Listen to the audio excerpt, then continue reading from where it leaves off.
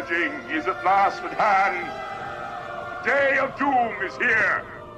All that is evil, all that are lies, your parents, your ears, those who would call themselves your judges, those who have lied and corrupted the earth, they shall all be cleansed. Good morning, good evening, good afternoon, good day. Whatever time you're tuning in, we got a show for you today. Kanaz and Anaf are joined by one of our most regular guests, the esteemed Grand Master of Doom himself, John Michael Greer, is with us. Hello, JMG. Hello there. It's a pleasure to be on again. Well, yeah, and JMG. Things are getting kind of, before we hear, I was mentioned this with Anaf. Konstantin von Hofmeister just recently posted something like 1 in 6 scheduled trains in Germany don't show up at all, and something like 35-40% of them are late. I mean, in Germany, the land of epic constipation and precise schedules. That's exactly it. There's they're running into an energy crisis. No, they're not running into an energy crisis. They're in the middle. A while ago. They're in the middle of one. There shall be shown a token that doom is near at hand. Wow. Okay. That one for me was like. The French government is even worse. Like the French government is even worse. It's just like we're gonna do a parliament. Hey, he's the prime minister. He's the new cabinet. Oh, what was that? You're gonna resign in 1 month. Why is that? Well, because there's a fiscal cliff coming up, and there's no way to stop it. Exactly. So, it's like happened 3 times this year already. So and a fourth one is building right now. I understand the socialists are gearing up to get rid of the current prime minister again. Of course, but this is France. I think in some ways it's very remigration any days now. Remigration. The trains don't run. And oh, by the way, the government can't even function for more than 1 month. But don't worry, Grandmaster. Millions of people are going to be repatriated any second now. No, my point is that France, France is finally getting back to its cultural roots. I'm very, very heartened by this. I mean, look at the history of French politics in the 19th century. Yeah. Okay. They went from an oligarchy to an empire, or a dictatorship rather, at that point, to an empire, to a monarchy, to a different monarchy, to a republic, to an empire, to another republic. I think they were still working on that republic when the century ended. And governments rose and fell like firework rockets. This is France. This is the nature of the beast, and so I think it's very nice that after the disruptions of the 20th century, they're finally getting back to their roots and having the proper kind of temporary government for which France was once famous. Oh dear! I mean, Republic number 6 coming right up. Republic number 6. Exactly. No. Why should they be satisfied with the republic? They need a monarchy or an empire in there somewhere, right? What are they going to be an empire? Okay, what are they going to be empire over? Like they don't even have any African positions left. Hey man, we have an empire, and it's like, hey bro, we got a bunch of islands in the Pacific. That's what we got left. Yeah, I know. The thing is, there have been plenty of empires that didn't rule over much, and it's kind of a notional empire. I mean, how much did the Byzantine emperor reign over in 1450? Yeah. Okay. Like what was it like? How many French empires have there been, Sir Kenneth? Like 2 empires, right? Like the first one was Napoleon. So far. So they're overdue for the third French Empire, brought to you by Eurabian and Eurafrican mercenaries. Lovely. All right. Exactly. All right, man. Pay us in gold and silver and deal. You got a deal. Exactly. What an absolutely classic event in world history. That kind of thing happens all the time. Unfortunately, what France is lacking right now is a charismatic, aspiring tyrant. They have an aspiring tyrant. I would consider Macron to qualify. Of course, he has a Napoleon fetish, but he's not charismatic. No. He's got the charisma of a bulldog's back end. Yeah. No, that is definitely. I mean, I think that's one of the inherent problems of the bureaucracy, certainly of the American bureaucracy and other bureaucracies, is they don't like charismatic strong men. They screen out anyone with charisma and talent because that's a threat to all the other bureaucrats. And so you end up with your classic bureaucracy staffed with dull, annoying, talentless hacks. Cough, cough, the U.S. Congress, cough, cough. Yeah, well, that's, the U.S. Congress. I am wondering, how long can this shutdown continue? I mean, I think that actually the Republicans would love to see it continue much longer. Because each side's going to blame the other side, of course. Yes, but the longer this goes on, the more cutting can be done.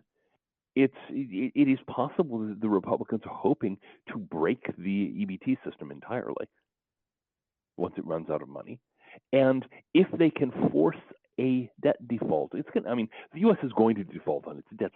We've got what, $38 trillion in debt, which that will never be paid. Ever, under any circumstances, the universe will end before that debt is paid. The question is, how are they going to handle the inevitable default? One way to do it would be to claim force majeure because of the government's shutdown, and do some kind of technical default that turns into a real one over time. It would be possible in that case, with that and appropriate emergency measure cuts, to get the United States back on a balanced budget. And it's entirely possible that's what the Republicans have in mind. Yeah. You'd have to basically shut down the government. I think somebody said the danger zone was like anything over 70 days, because I think the way the math works out is it's negative 0.2% per week of shutdown, and I think it's been 3.5 weeks so far. Yeah. So you'd have to basically do something drastic like 70 to 90 days or higher, right?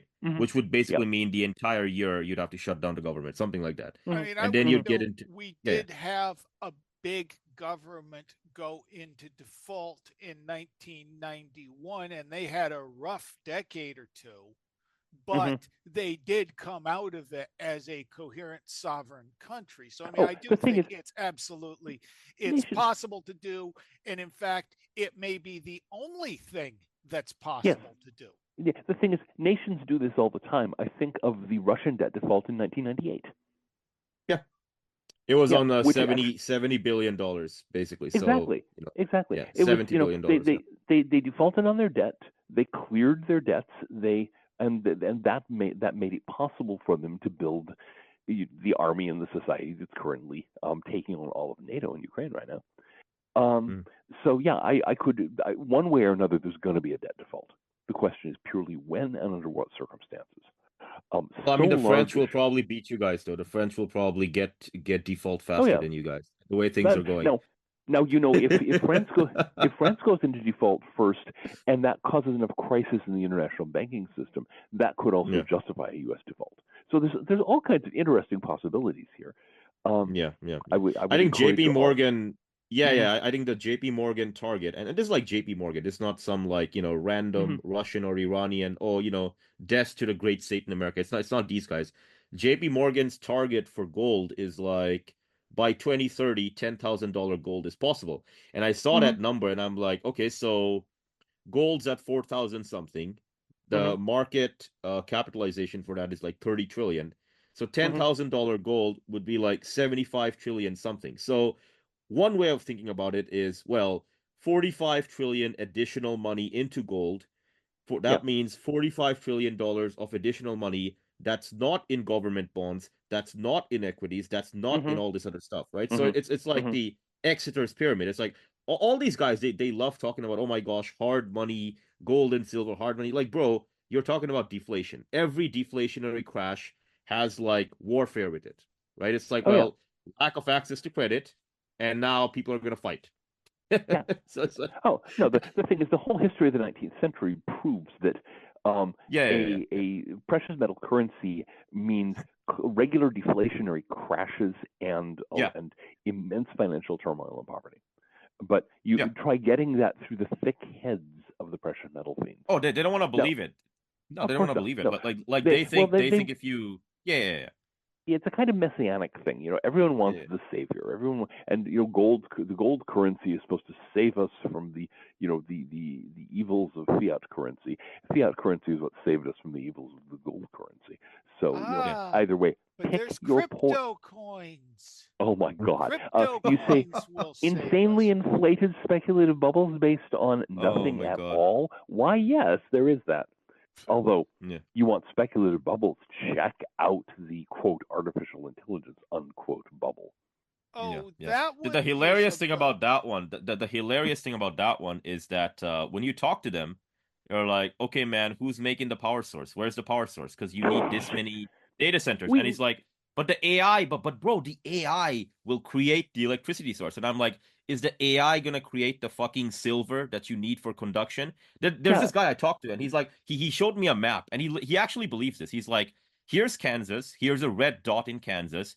If we cover that red dot with solar panels, right? Here's how much square feet of solar panels that would be. That would power the entirety of the United States for a year long. And I asked him, do you know how much silver you will need to cover all of that with solar panels? And he said no. And I'm like, you'll need 18 months of entire global production just to make that shit, man. Come on, what are you talking about? I've heard that one as the Sahara. You could put, if you could only put solar panels in 3% of the Sahara, you could power the world. Yes, I know. Well, yes, a couple thousand square miles of solar panels. I'll order them. They should be here by Tuesday. No doubt. Obviously, Sir Kenneth, everyone will give us our copper and silver. I want to insert something here. Canada. Go for it. Canada, of course, is just beaming with sunlight all the time, right? Yeah. What is this guy? Here we're not just talking delusion here. We're talking raving craziness.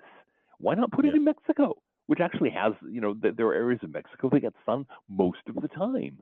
But the whole thing is just, I think people are clutching at the most absurd fantasies to try to pretend that the age of progress is not over, to try to pretend that, AIs, these supposedly super intelligent AIs are not intelligent. No, AIs, no. All they do is string together sequences of words that are statistically likely. There's no understanding, there's no consciousness, there's no thought. There's just strings of statistically likely words. I forget the name of the computer scientist who described them as stochastic parrots. Yeah. That's right. And so they're not going to solve our problems. They're not intelligent. They just churn out words in a semi-random fashion. Yeah. And so, but people are clinging to that. That's their techno savior. That's their, whether you want to call it a techno Jesus or techno Mahdi, take your, to pick your blasphemy. But it's the same. It's as usual. The thought of supposed rationalists is simply religious thought with the serial numbers filed off and the human ego inflated to absurd levels. So I've finished with that rant. No, it's no worries. That has become, that's, the best way to describe the whole artificial intelligence thing. Artificial intelligence became, so far, to the best of my knowledge, nobody has turned a profit on their AI investments, and something like 95% of them. But the number, Sir Kenneth, the number, and this is the number I saw about 2 months ago, was that for every $1 trillion of investment into chatbots and data centers, do you know what the turnover is? Let's hear it. I need a laugh right now. You need a laugh right now. $40 billion for every $1 trillion spent. You get $40 billion back. Oh, what a lovely investment opportunity! We all need to empty our bank accounts and go rush out and. Yes, well, the Rapa Nui Easter Islanders, like when Westerners make fun of them, they're like, oh, they built a bunch of statues and they destroyed the island's ecosystem, and oh, they're such fucking retards, bro. You got nothing on those guys, man. I was in Seattle. during the .com boom. Okay, Yeah. I was in the middle of it. I knew people. I know people who were ruined. I know one guy who killed himself because he had gotten so fatally in debt that there was, he was never going to see the light of day financially again. No. I remember this same kind of logic, logic if you want to call it that, being churned out. All of these projects that would never make a penny, but that were being, oh no, but we can just keep on selling stock, and. I was on the other coast. I was in New York. Yeah. That's exactly what it looked like. I mean, I could basically I have the .coms. I have the .coms. It's the deja vu is thick enough to spread on toast. And I want to, for all of our listeners, if you have not yet heard this particular recommendation of mine, do not walk to your nearest used book outlet and get a copy of John Kenneth Galbraith's book, The Great Crash in 1929. It is the funniest, wittiest, most side-splitting book of economic history you will ever read. It's hilariously well written, and it will immunize you against stupid, speculative bubble thinking. You need this. This time is different, guys. Well, yeah, it's different this time. Yeah, and they say that every time. Yeah, literally, that's the symbol. When you hear this time it's different, run in the opposite direction. Yeah, exactly. It's Anytime never you different hear, this time. Yeah. Exactly. Anytime, and here's the thing: all of the rhetoric, all of the specific gimmicks and thought stoppers that were deployed in 1929 were deployed often in the same words in the dot-com bubble. Okay, and we're hearing them again around AI. I had somebody talk. I was reading somebody online in some kind of newsoid thing, insisting that, very nearly insisting that stocks had reached a permanently high plateau. As some people remember, Irving Fisher said that 9 days before the market collapsed in 1929. No, this is not a bubble. There's a long ways to go. We have blah blah. It's all the same drivel eternally. Yeah. The American economy, once you take out the quote unquote AI bubble, is 0.1%. That's the growth number. So that's about right. All the money. It's like you bet the house and everything else, and oh, by the way, I'll take out the second and third mortgage and bet that on the roulette table. What did you say, Sir Kinez? Green 00 on the roulette table? That's basically what this is. Yeah, that's exactly. And the thing is, then you want to factor out how much of this U.S. economy is the so-called FIRE section, finance, insurance, and real estate, which don't actually produce any value at all. They're just more speculative bubble. You extract that from the American economy, we're not talking about growth. We have been in serious contraction for decades. We don't have a manufacturing sector anymore. No, I know that. There are the first laudable efforts to try to reconstruct one, and I'm very much in favor of that. We're going to need one, especially once the U.S. defaults on its debt, and we can no longer import things from overseas because our currency isn't worth crap beyond our own borders. That's one of the other things that's on its way, of course, and currency controls and all the rest of it.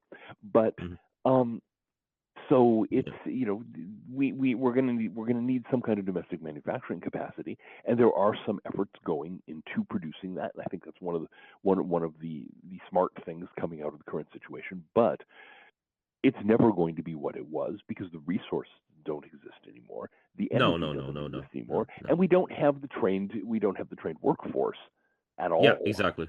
So a lot of the exactly. Like a lot of the elements on the periodic table, if you check their recycling rates, right, they're like less than 10%. Some of them are less than 1%.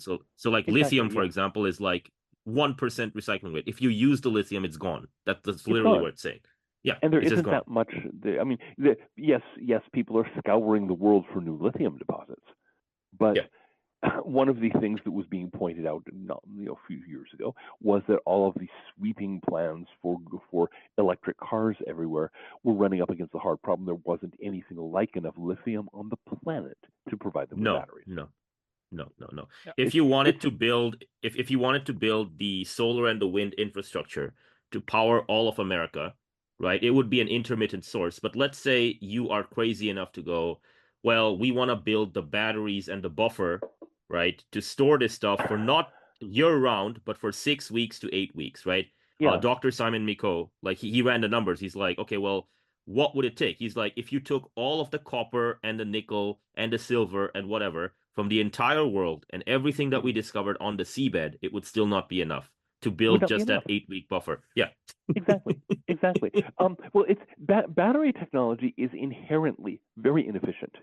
Yeah, I like one of the things I used to point out back in the peak oil period is that the energy to store the same amount of energy you get in 1 gallon of gasoline, you need 1 ton of ordinary automobile batteries. Yeah. So welcome to hard reality. But so but the AI will fix that though. The AI will figure out its own power source because it's so much more intelligent. Except it's not intelligent, and even if it was. The idea that intelligence automatically means you get to do whatever you want to, all I can say is the people who come up with this idea must have IQs in the room temperature range. Anyone who actually has some intelligence knows that a lot of what you learn is you can't do that. I mean, you know the hilarious thing. You know the hilarious thing, Grandmaster. It's like the response they give you is, "Hey man, but if the AI has 1,000 IQ, it can look across the horizon and see things that we can't. So you don't know, I don't know, nobody knows. Therefore, because we don't know, the AI will eventually figure something out." Therefore, because nobody knows what's over, so the AI can look beyond the horizon. Therefore, since we don't know what's beyond the horizon, there must be a herd of bright pink unicorns. They're running this way, whose flatulence will provide us with enough methane to power the industrial society. Gotcha. Exactly. To demean the noble word logic, by describing it in that terms, it's just absurd. It's this total cornucopian fantasy, and I mean, most of what science tells us is what we can't do. It took a lot of scientific research to make it very clear, for example, that perpetual motion doesn't work. Doesn't matter how clever you are, doesn't matter how much you want it, it's not going to happen. There are many, many other scientific laws that have that nature. So very probably, if we got this by some bizarre fluke, we get some super intelligent AI, it will look over the horizon and said, sorry, not much you can do. I mean, that's just the idea that, they'll think of something. That's another one right up there with this time it's different. Oh, God. They'll think of something. They'll think of something. Well, isn't that special? Yeah. I mean, it's, I'm always open to the possibility there will be some scientific breakthrough that, it is, not outside the realm of logical possibility that someday, we're going to have fusion reactors on every corner. But, is it realistically likely to happen to the point where I would invest my life savings in it? Well, the thing is, every method to produce a sustained fusion reaction, other than the one that takes place 93 million miles away from us right now, has been tried. And it doesn't work. Basically, the laws of nature being what they are, you need some kind of force that will compress your raw material from all sides without having any kind of electric or magnetic charge. Because if it has an electric or magnetic charge, the lines of force will twist, and as the pressure goes up, and the stuff will spurt out. The only force in existence that will do that is gravity, and you can't really make that work on a scale less than a small star. So, nature, we are not holding a gun to the head of nature saying, okay, cough up some law that will allow us to do what we want. We don't have the gun.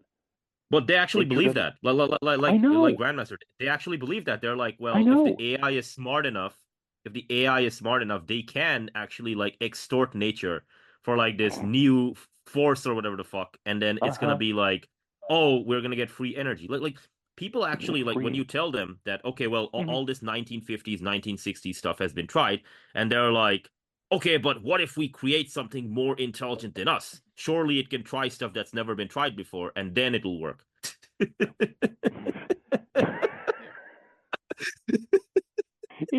That's just it. You see here very clearly the extent to which the pseudo-rationalism of our time is a kind of debased religious thinking, kind of a cargo cult. and where Yeah. you know, if only we do these right rituals with our large language models. Yeah. You know, the cargo gods will definitely start sending in planes full of goodies again. It's just Yeah. The cargo We did it. We did a Twitter Yeah. Spaces. Yeah, we did a Twitter Spaces. I think like 3 days ago, and there was this one guy towards the end. I mean, he started talking about stuff unrelated to the Twitter Spaces. We were talking about monetary history, but he's like, "Well, guys, what if Russia and America sign a deal within the next few years, and Russia just gives access to America of all its resources? Surely we can then do the AI and all this other stuff." And I No, wanted to be more rude to him, but yeah, like there's people out there who actually believe that stuff. So. I know. The thing is, Russia has some use for its own resources. Well, but that's the Russia thing. also He doesn't said have a real his shortage of argument. anybody who wants to buy those His resources. argument. So I asked him a very simple question. I wish I was more rude with him, but I asked him a very simple question. I'm like, okay, so America and Russia sit at the negotiating table. What can America provide Russia for this side of the deal, right? And he's like, well, man, you know, Russia has all these resources it doesn't know what to do with, so we can just give them like buying power. We can just buy all their resources. And I'm like, but China already does that, man. Like, why should Russia tag team with America and be like, hey, man, loot us like you looted us in the 1990s, right? Yeah. And he's just like, well, because we're America, right? And that's the only that's the only response they've got left. It's like, well, we are the Westerners, right? Therefore, you must give us your resources. I'm like, Yeah, okay. it's yeah. You can see the number of people who's thinking about the world is, I think, really constrained at this point to a kind of bad Hollywood movie plot where, you know, we're the good guys, so therefore we get everything we want, and they're the bad guys, so The therefore other guy they is lose. the bad guy. The other guy is the bad guy in the movie. Therefore, not only will we defeat them as the good guys, but also throughout the movie, they will like trip on themselves, they will Yeah, fuck up, and they will do everything they can to make sure that we win. That's literally what they believe, by the exactly. Yeah, that's and you know, and we've seen how well that's working in Ukraine, way. where Russia is using a modest share of its total force, and just Yeah. with the kind of patience that make Russian chess players so miserably difficult to play with, Yeah. to beat. You know, just moving ahead steadily, grinding everything down, putting NATO in a position where it literally doesn't have you know, any significant military presence left. I think it will probably come out in the aftermath just how many of those Ukrainian soldiers are actually uniformed soldiers, uniformed NATO soldiers that have been cheap dipped into Ukrainian uniforms. Yeah. Yeah. So I mean, you know, like they can believe that about the evil Russians, and they also believe that about the evil Muslims, right? They're just like, Of course. you know, well, why will France and Germany become white again? Because again, we're the good guys, therefore the good guys will win, right? Any day now, the Muslims will make us win. I'm like, but we're not trying to win, man. We're not trying to win. It's just like what? Okay, so what's gonna happen if France goes broke, right? The benefits dry up, right? You can't pay the pensions, you can't do all this other stuff.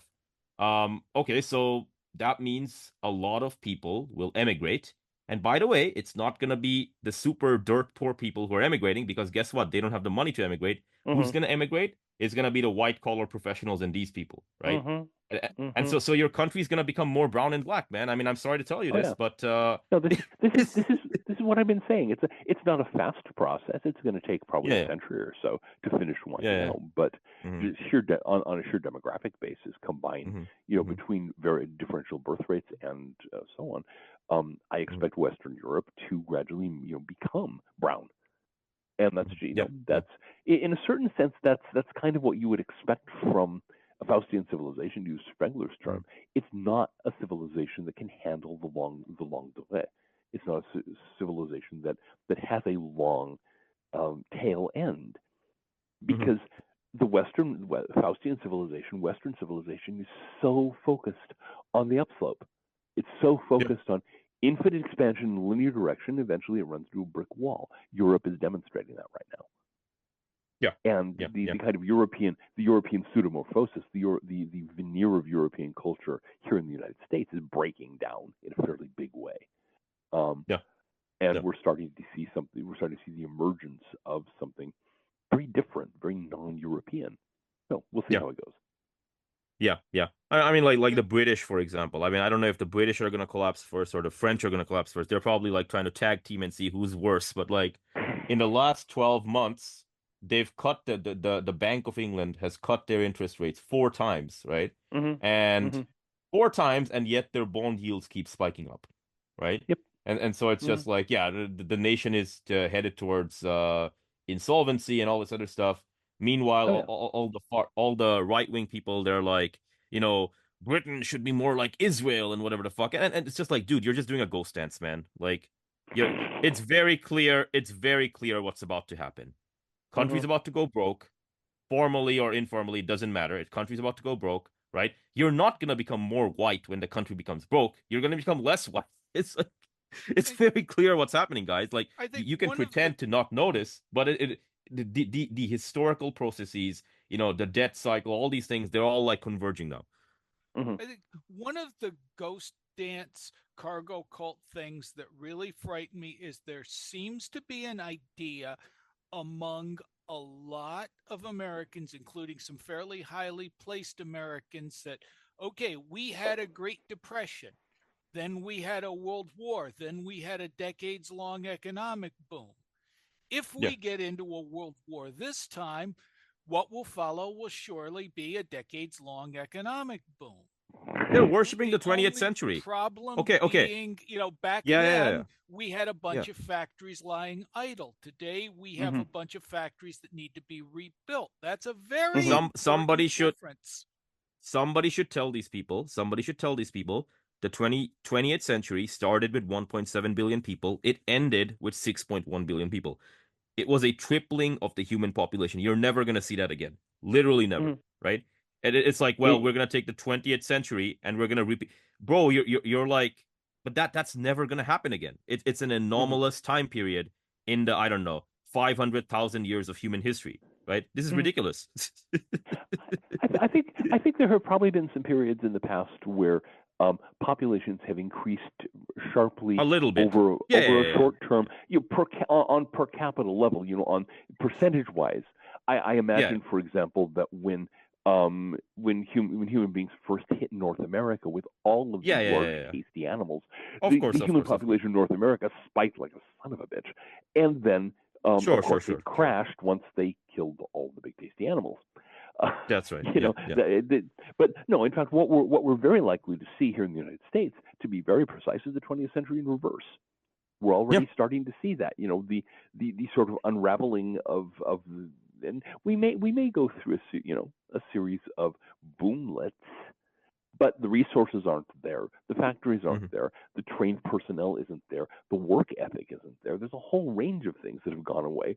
The difference between a rising civilization and a falling one, this is Yeah. not Yeah. negotiable. And so, rather, I would expect to see, um, say, as we play the movie of the 20th century backwards, a gradual economic unraveling, probably followed by some major warfare, followed by a depression, because we won't win that war. We don't have Hmm. what it takes to win a major war at this point. Yeah, yeah, Followed yeah. by a recovery and a boomlet after that, like the 1920s. You could see the whole thing ending up Yeah, yeah. ending up in 2100, roughly where we were in 1900.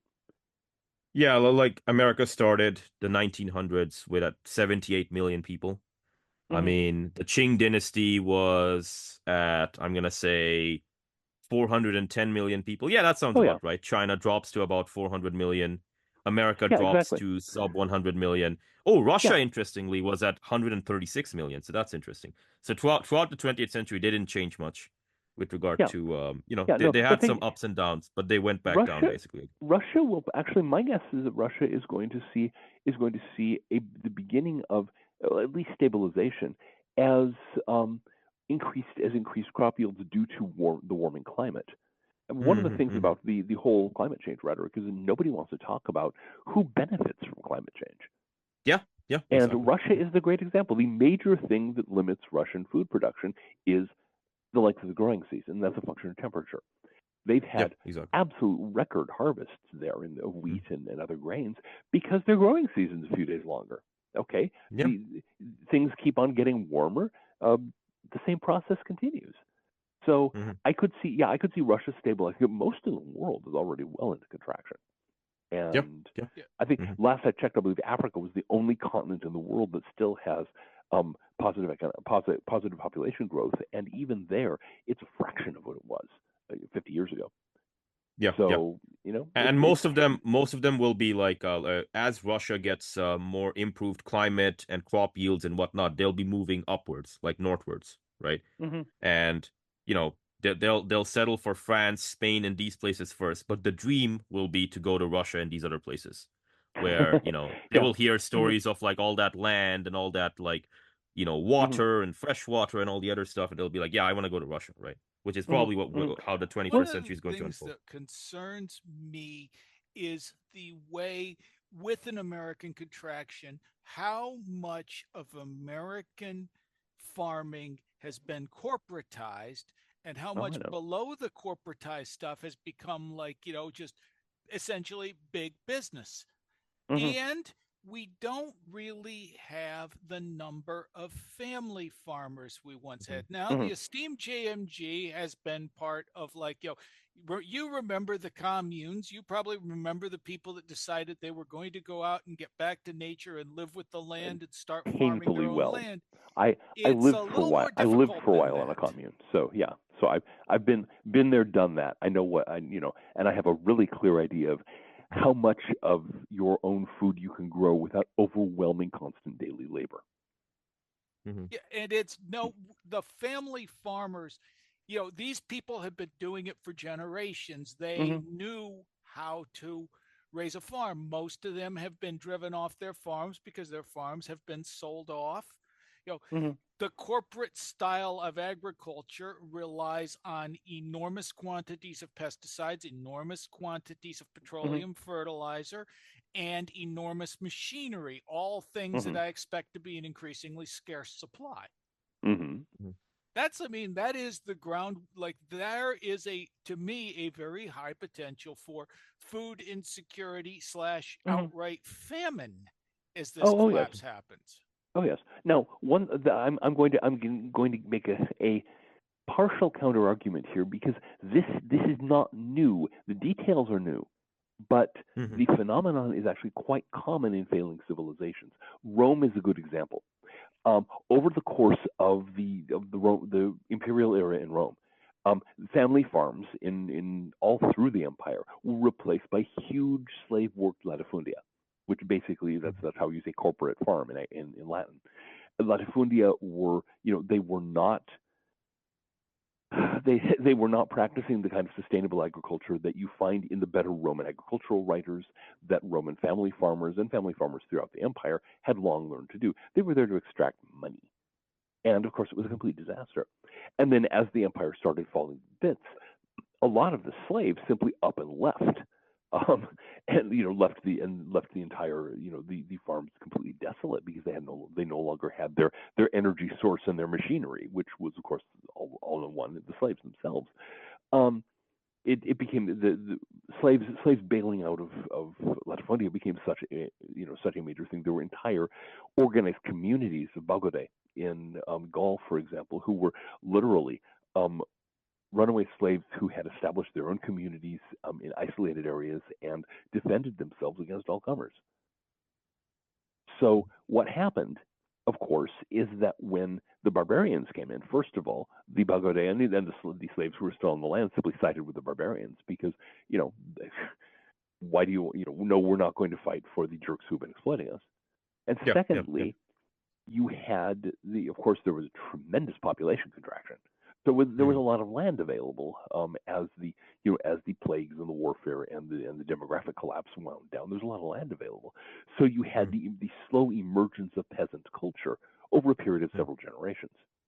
Now, was food short in the meantime? To some extent. Decrease. One of the positive things about population decline is that it does take some of the pressure off food production. If you simply have a lot fewer people to feed, it's easier to feed them. And so, we're in a very comparable situation here, especially in the United States. We have, negative population growth. The only reason our population has increased over the last 20 years is immigration. And we have a situation. Yeah, there are these huge corporate latifundia out there with these huge unsustainable machines and so on that function.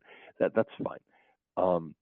Much of the Great Plains area where these things are especially concentrated, is not going to be farmable if the climate continues changing. It's going to turn into desert. And so the question is, there's a lot of disused land. Here's an example. Here in Rhode Island, if you're out in the woods in Rhode Island, you will constantly be coming across old fieldstone fences, which once divided working farms. The soil is not that good here. It's functional. You grow fairly well, but there were a fantastic number of farms that were simply abandoned in the actually from the early 19th through the early 20th century. So there's a lot of land that's potentially open for truck farming and other intensive agricultural production fairly close in to the East Coast cities. It's just not being used. So I suspect that's where you're going to see the first, in the wake of economic collapse, in the wake of the disintegration of the financial structures that allow corporate farms to function in the first place. I don't think people understand. In Summit, New Jersey, like Summit Short Hills, where my wife grew up, was farmland until the 1960s and 70s. Exactly. A lot of the Boswash corridor was farmland, within the time, JMG and I can remember watching cartoons when this was happening. Exactly. One of the advantages I have, I know a bunch of people from the local Grange here. Those who know, the Grange is a community organization for farm families, basically, and there are still Granges all over Rhode Island, and there are still people who are working. I mean, I know a guy. That's the classic Rhode Island thing. I know a guy who is he's a retired dairy farmer. He still keeps 10 cows because he just can't imagine living without cows. No. Okay. Nice. So there's this. It's not that far in the past, and there are a lot of small farmers, very small farmers. Not typically, it's more hobby farming at this point than anything else. But there's a fair amount of skill being passed on in these little localized areas, and there again, I see as the source for the peasant agriculture of the coming dark age. I mean, I expect the Boswash corridor is going to look like Detroit and Gary, Indiana, probably within the next 10 to 20 years. It's quite possible. And Detroit, have you been to Detroit recently? Have not been to Detroit, no. Worth your while. The big farmers market there, the huge farmers market there, full of fresh organic produce. Much of it is grown inside city limits. So, if we do end up in that kind of situation, if we do end up with large tracts of urban and suburban land with no more houses on them, I think you're going to find the food problem will begin to solve itself relatively quickly, very much the way that it did in late Soviet and post-Soviet Russia, where you just had these little bitty plots popping up all over the place, worked by grandmothers or anybody else who wanted to. Yes, there's a steep learning curve, but when you have hunger to assist you in your learning curve, it helps. Yep. Yeah. The what did Professor Peter Turchin say? Population to resource ratio. I mean that, hunger is certainly one of the key ones, but another one he loves to talk about is elite overproduction, right? Which is like, too much population, too little resources. Not only that, but you also get the other thing, which is like, okay, well, for these positions, you only have so many quote unquote elites, at which point, again, they are like, okay, well, what's my opportunity cost? I can be in the emperor's court, or I can join the rebel army and try to grab the whole thing for myself, right? And so, population decline also, quote unquote, solves that problem, right? In the sense that, well, you don't have to deal with the rebel armies much because either they were never born to begin with, or they perished, or some other thing happened, right? And so, people like to be doomers about population decline, but population decline resolves a lot of bickering and fighting. Yeah. The thing that we have to cycle back to is there is an unsustainably large number of people on the planet right now, And nature is doing the usual thing. Population is cresting and beginning to decline. That's normal. It's healthy. Oh, but this time is different. It's human beings, therefore this time is different. It's like, the other 10 million plus species. Oh, those schmucks and those idiots, they go through population decline, but this time is different. We'll be on the moon, we'll be on Mars any second now, and our population will keep continuing to go up. I live in an area that, like, I'm in Newark, and we have deer coming around in urban Newark. I've seen, I know very well what happens when a population gets too big for its resources. Yeah, and we don't get an exemption pass because we're the smartest animal on the planet. I'm not sure we claim to be. Well, we claim to be, but that's I would say we're probably the most arrogant animal on the planet. There are a few other species that I think are more snot-nosed than we are, but it's a good question. Maybe probably the honey badger. Probably the honey badger when it's fighting like a lion. Honey badgers aren't arrogant. I mean, you're arrogant when you can't back it up. Honey badgers can back it up. Fair enough. Honey badgers have a very accurate assessment of just how badass they are. And okay. But human beings tend to get very pompous. Human beings in Faustian and Faustian influenced societies. But we're in an extreme case of elite overproduction here in the United States right now because we've had a society that dominated by a managerial bureaucratic class that has an automatic growth ideology. The idea there must always be more bureaucrats, there must always be more managers. We must put layer upon layer upon layer of additional bureaucracy, and let's build more colleges to train more people. One of the discontinuities that we're already starting to see right now is people being laid off from government bureaucracies. And what actual skills do they have? None. All they know how to do is function in a bureaucracy. They have degrees in such useful things as critical race theory. And that's become a real problem. I don't remember where I got it from, but like one of the big things that causes social and political instability is an excess class, in this case of people who I remember, like, well, if you get it, this is coming into the 80s during the Reaganomics boom, you go to college, you get a good job, you're guaranteed to get rich, or you're guaranteed to be prosperous and have a career and 2 cars, and a vacation home and all that.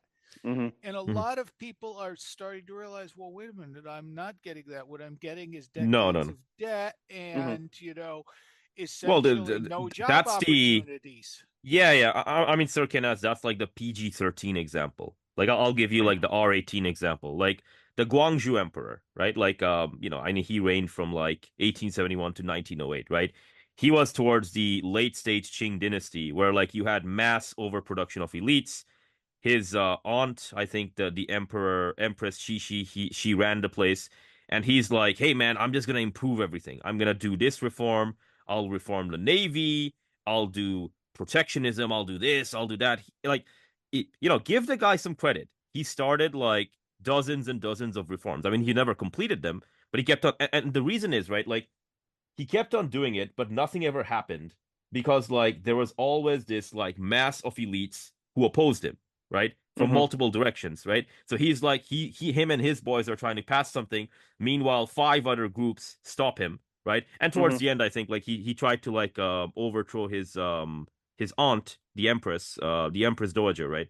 He got imprisoned in the Forbidden Palace and he never got out. But like elite overproduction is just like, beyond a certain point, and you have all these people. I mean, the barbarians were onto something when they said kill them all, right? Because if you're not getting the population decline and in the more like artificial ways, then you get that situation where like, and like Guangzhou Emperor, how many wars did he lose? He lost the Sino-French War, he lost the first Sino-Japanese War, he lost the Boxer Rebellion, he lost like 4 or 5 wars. Like the Qing dynasty almost imploded just because of like elite over. right? So there's PG-13 examples, but there's also like R18 examples like this. Mm-hmm. Yeah. No, you can, and you can get extreme, and you can get more extreme than that if you want to. But of course, this is a family-friendly blog, so we don't have to go into that. But yeah, the thing. One of the things that, well, I've been suspecting for some time that the reason Donald Trump is president right now is that enough people realize the United States, enough people in our elites realize the United States is on the edge of bankruptcy, and we hired someone as president with experience with strategic bankruptcy, which Trump certainly has. In fact, much of what he's doing is what you do in a badly managed company when you bring in a CEO to manage a strategic bankruptcy. He's laying off unnecessary people. He's ditching whole departments that don't contribute anything to profitability.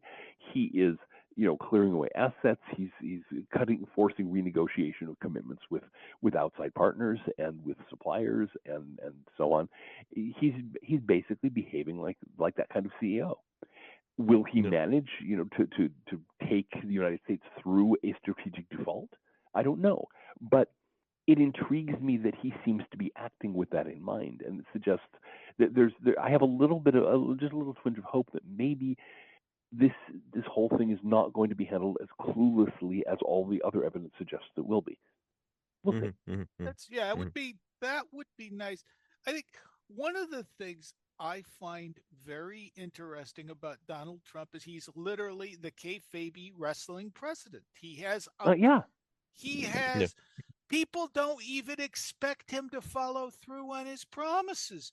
They're just here to be entertained. I mean, I think we've reached basically a point where they want him to be the hero, hope, and they want a hero, and so long as he acts like a hero, they'll treat him like a hero. And exactly. To be fair, there is something to be said for that. I mean, in the presidency, charisma matters. Mm-hmm. And he actually has. I mean, no, he hasn't followed through on most of his promises, but he's followed through on a few of them, which has his followers amazed because they voted for him, assuming, okay, he's not going to follow, he's not going to do anything. Well, he pardoned the January 6th people, so that's at least one of the things he's done. He did that.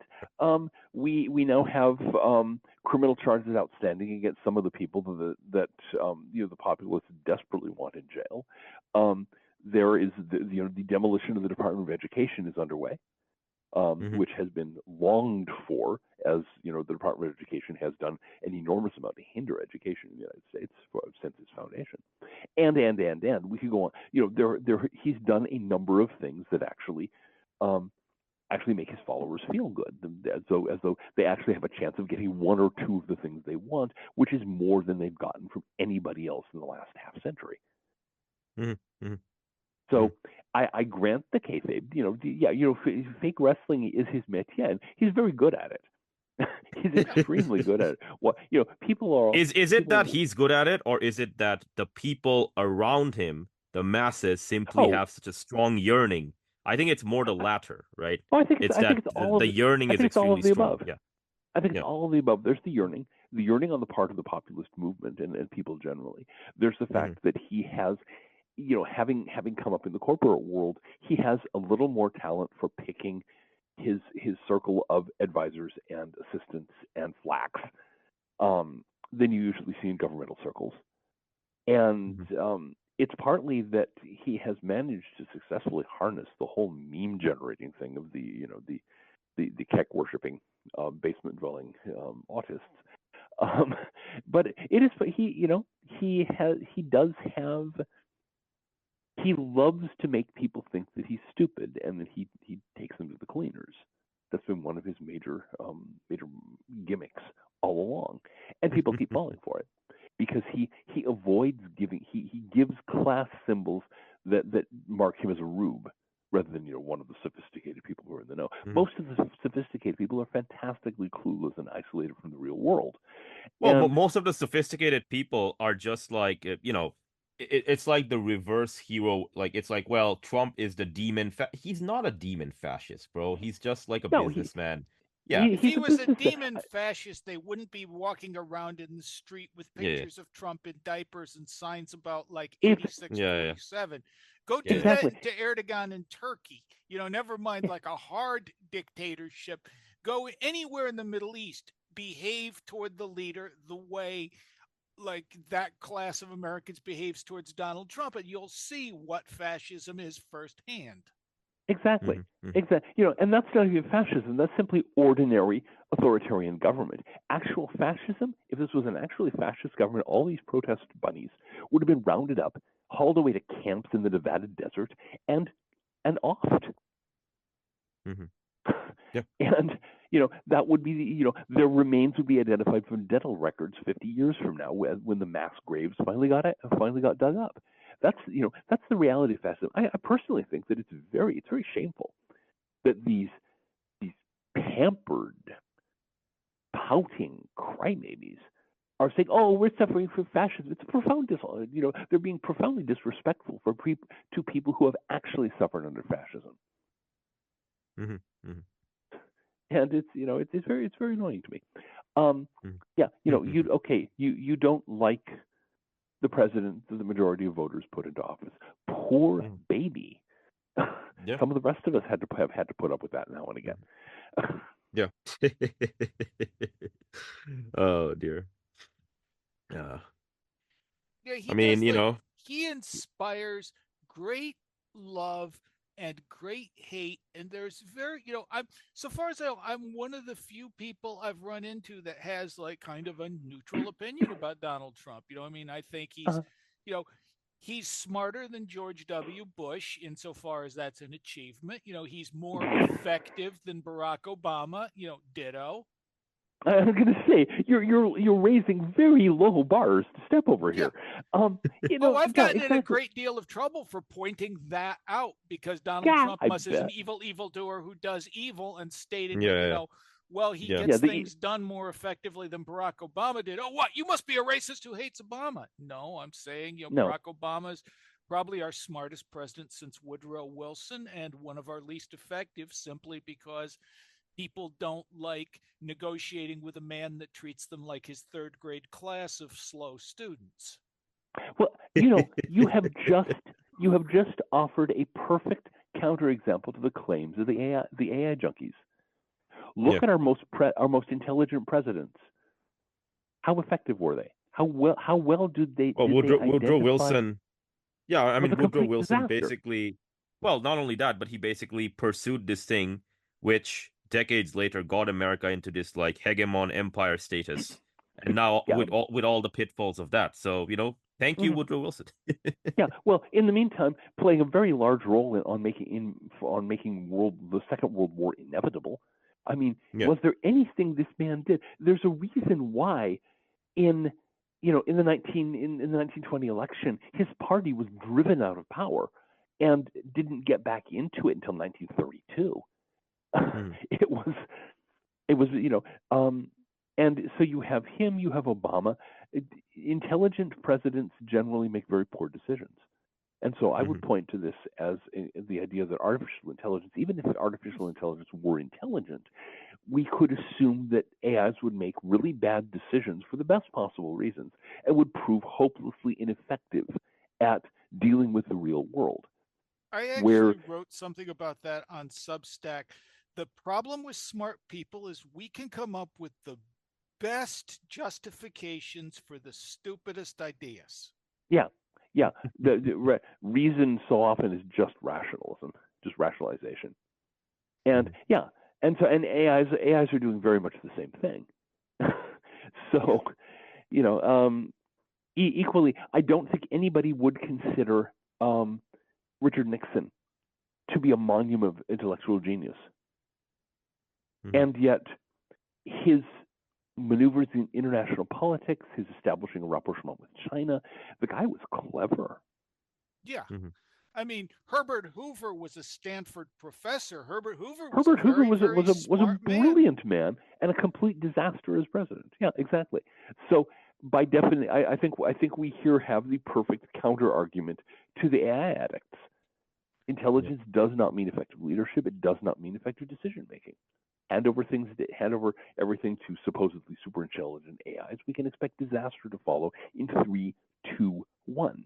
Yeah. I seem to recall the average IQ for doctors is around 120 to 125, and the average IQ for lawyers is around 108 to 110. Now, I mean, those are both good scores. They're not exceptional. And it's like I had noticed that the smartest people don't tend to be the wealthiest people or the most powerful people. No. Too much intelligence gets in the way. Mm-hmm. Mm-hmm. It really is the case. And so, yeah, no, there's but no, Trump is interesting. To return to another person who is very clever, I don't think anyone would call him an intellectual giant, but he's very clever. He has an eye for the main chance that doesn't quit. He's nimble. The fact that he could go from real estate promoter to reality TV star to wrestling promoter to politician. And and do well in each of these very disparate roles. It's really kind of remarkable. And so we're dealing with a fascinating figure. We're dealing with a charismatic figure, one who, as you say, summons up irrational love and irrational hate from his fans and foes indifferently. And I find him interesting. I find him intriguing to watch. And try to figure out what's actually going on there, because there are very clearly layers on layers, and his sort of major jerk facade is very much a facade. Yeah. I'm thinking he might have learned something in his second term that Nixon, as you said, was a very clever man. He was not an intellectual giant. Nixon was smart enough to trust Henry Kissinger, who, for all his flaws, I don't think anybody would dispute, was a foreign policy genius. Yeah. Yep. I mean, it seems to me that Trump this time is trusting like more smart people. And of course, as soon as I say that, I can just see, people like, oh my God, he doesn't trust smart people. Trump is an idiot. Hex is an idiot. Blah, blah, idiot. But he does seem to be doing better this time with like listening to people who actually know a thing or two. That is to say, he actually learned from the mistakes of his first term. So and that's not a common thing in politics, of course. The Democratic Party seems to be completely what is it they used to say about the Bourbons? They learned nothing and forgot nothing. The Democrats are in very much the same state right now. It doesn't matter. That their public approval rating ranks somewhat below, the corpse of a rotting dog in the middle of the street. They can't imagine that they should reorient themselves, that they should look at some of their policy positions and say these are horribly unpopular. Maybe if we the only thing they're doing, the only thing they're doing is, oh my gosh, Trump is a fascist. Trump is the demon. We have to stop the demon. We have to get out on the streets, but they don't have anything left, right? No, and that's all it is. Yeah, this whole no kings business that we had recently. You look at photos of the crowd, such as they were. It's all middle-aged and elderly white people, mostly middle class. And it's understandable that it should be so, because a lot of what's happening is I've been talking on my blog about it. This is an elite replacement cycle. We're seeing the bureaucratic managerial class that took power in the wake of the New Deal being driven out of power by a rising entrepreneurial class. And so all those people whose ego, whose identity, whose careers are caught up in being the smart people, the experts, the ones who know how to make things happen, even though they don't seem to be able to make anything useful happen at all these days. But that's their self-identity. Of course, they're screaming at the top of their lungs because their status is going away, and everything that comes with it. And that's for any social primate, that's extremely painful. No, I think that has been, what I've noticed is I find it entertaining that a lot of the boomers who are trying to relive the civil rights era and the Vietnam protest era are reliving what their older brothers and sisters did. Yeah. They're not even, Well, you know, because you weren't even really there for that, you know, like any more than I like know. it's you look back on that as the glory days. You know, we basically, you know, their vision of the civil rights movement is literally, you know, all black people were poor and just lived in poverty and kind of had to shuck and jive and worry about like people hanging them in the middle of Sir the street. Kenneth. And then all of a sudden, we had the Civil Rights Act, and suddenly black And a people were whole bunch free. of And white it's like, saviors came rushing, middle class white saviors came rushing in to rescue them. Oh yeah. it's like So, they Sir don't even get that. Kenneth. What do I hear from? I hear on off. Yes, sir, Sir, on off. Sir Kenneth, you know, I interrupt your very serious analysis with some comedic relief. Breaking news: Germany's foreign minister, Wadeful, I don't know how to pronounce that, sorry, cancels trip to China as, quote, nobody wants to meet him, unquote. This is from Reuters. I This is about 2 minutes ago. Well, it's finally sinking in. Germany is a tiny little podunk country. Yeah. You know, I'm speaking from an American standpoint here. You know, we're a country of some size. We're not the biggest, but we're fairly large. I think we're the fifth Yeah. largest country in the world. Germany is. You the guys size are of- third or fourth largest by surface area and third or fourth largest by population. Okay. Okay. Yeah, I There we wasn't go. sure whether we and China were you know whether the U.S. or China. Depends on how you Uh, count. So if you count the freshwater, China is slightly bigger. If you don't count the freshwater, America is bigger. Okay, there we go. But yeah, about comparable. But yeah, I mean, compared to most of the rest of the world, compared to even you know the larger African countries, which are, I mean, Africa's huge, or Asian countries, Europe is this tiny little peninsula stuck onto the edge. It shouldn't even be called a continent. It should be called West Asia. The West Asian subcontinent. You know, Asia has a peninsula sticking south and has a particular peninsula sticking west. Okay, we got it. But it consists of these tiny little podunk countries that, due to a series of historical accidents, spent 500 years thinking that they ran the world. And I think it's finally beginning bit by bit to sink in that, you know, they don't have any resources. They don't have any significant power. None of them can raise an effective army at this point. And they're tiny little countries China, why should China bother with Germany? Okay, so this is Deutsch. Yeah, so this is the official Deutsche Welle website. Okay. German Foreign Minister Johann Wadephul has postponed a visit to China after Beijing confirmed only one meeting. A Foreign Office spokesperson said the Chinese side was ultimately able to confirm only the appointment with the Chinese foreign minister and could not confirm any other additional appointments. Okay, the visit, originally scheduled to last for an entire week, would have marked the first by a German minister from Chancellor Merz's government, which took office in May. There are a number of issues, blah, blah, blah, we'd like to discuss with the Chinese side, especially at this time, concerning Ukraine. While she did not specify which side canceled the trip, the spokesman said the German regretted the development. Yeah, basically, like, the Chinese were like, look, man, you don't fucking matter. We'll give you one trip with the foreign minister. That's it. You can spend half an hour sipping tea with the foreign minister, and we'll listen to you, and then say, go away, little boy. Yeah. But yeah, you know, Yeah.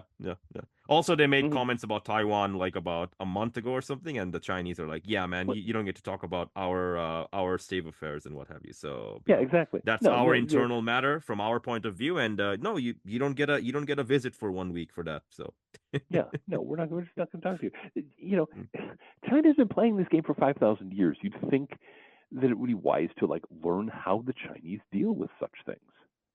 Yeah. Because Chinese culture has evolved during that time. But really, you know, if you were, you know, the kinglet of a little kingdom on the you know, somewhat distant you're a away tributary. From China, yeah. You're a tributary. You know, but even if you weren't a tributary, you're just, you know, the king of some minor island kingdom in what's now Malaysia, and you swagger around demanding an audience with the emperor. Yeah. Well, you know, making you know, snarky comments of this kind of that kind of, trying to boss him around. I can well imagine what, you know, any self-respecting Chinese emperor would have done. You know, and it's about the same thing. You know. Oh yeah. No, like the Ming Dynasty. Like the Ming Dynasty didn't even have diplomatic relations with a lot of these guys. They're just like, oh, okay, you're just a tributary. oh, what are you supposed to do? You're supposed to send us like women and ginseng and giraffes and stuff. Yeah, And if you send us enough, if you send the Middle Kingdom enough gifts, maybe we'll send the eunuch, which I guess like in modern parlance, like the foreign minister is like the chief eunuch or something, right? So we'll send the chief yeah, eunuch over. He'll have a chat with you for 30 minutes to make you feel good. And then off you yeah, go and, bring some other tribute next year. yeah, yeah, exactly, exactly. Yeah, I recall. This was, I think, early Qing. The British government was trying to set up a trade treaty. This is before the Opium Wars, and the Yeah, Chinese yeah, simply responded by saying the Middle Kingdom contains everything that it needs. It has no interest in trading with barbarian kingdoms from far away. Go away, yeah, little boy. yeah. Oh man, the hilarious thing is that one of the reasons the Opium War started is because London had a large outflow of silver. Mm, yeah, So what was happening was the British were buying tea and all this other stuff from the Chinese, and and British silver. the Chinese would only accept Yeah, silver in payment. Yeah, yeah, exactly. exactly. And they were not buying British goods. And so one of the Hmm. reasons the Opium War started was because like, okay, well, look, if we just dump this stuff, which we're gonna grow in Bengal, right? They're gonna Hmm. consume it, they'll get addicted to it, and then we can reverse the flow of silver. The hilarious thing is we're seeing a rematch of that, Grandmaster, after 200 years, and it's Of not course. just China doing it; it's also India doing it. India and China are both buying silver at the same time, and I just Hmm. find it funny. Which is why at this point the silver market is going almost as crazy as the gold market. I mean, Yeah, yeah, it's wild to see. I forget yeah, which of the big silver exchanges literally had to suspend issuance of silver yeah, because they ran out. They ran yeah, out of them. I think a lot of people are going into precious metals because it's painfully clear that the dollar yeah, and most of the other fiat currencies are yeah. they're not going to maintain much of their value for long.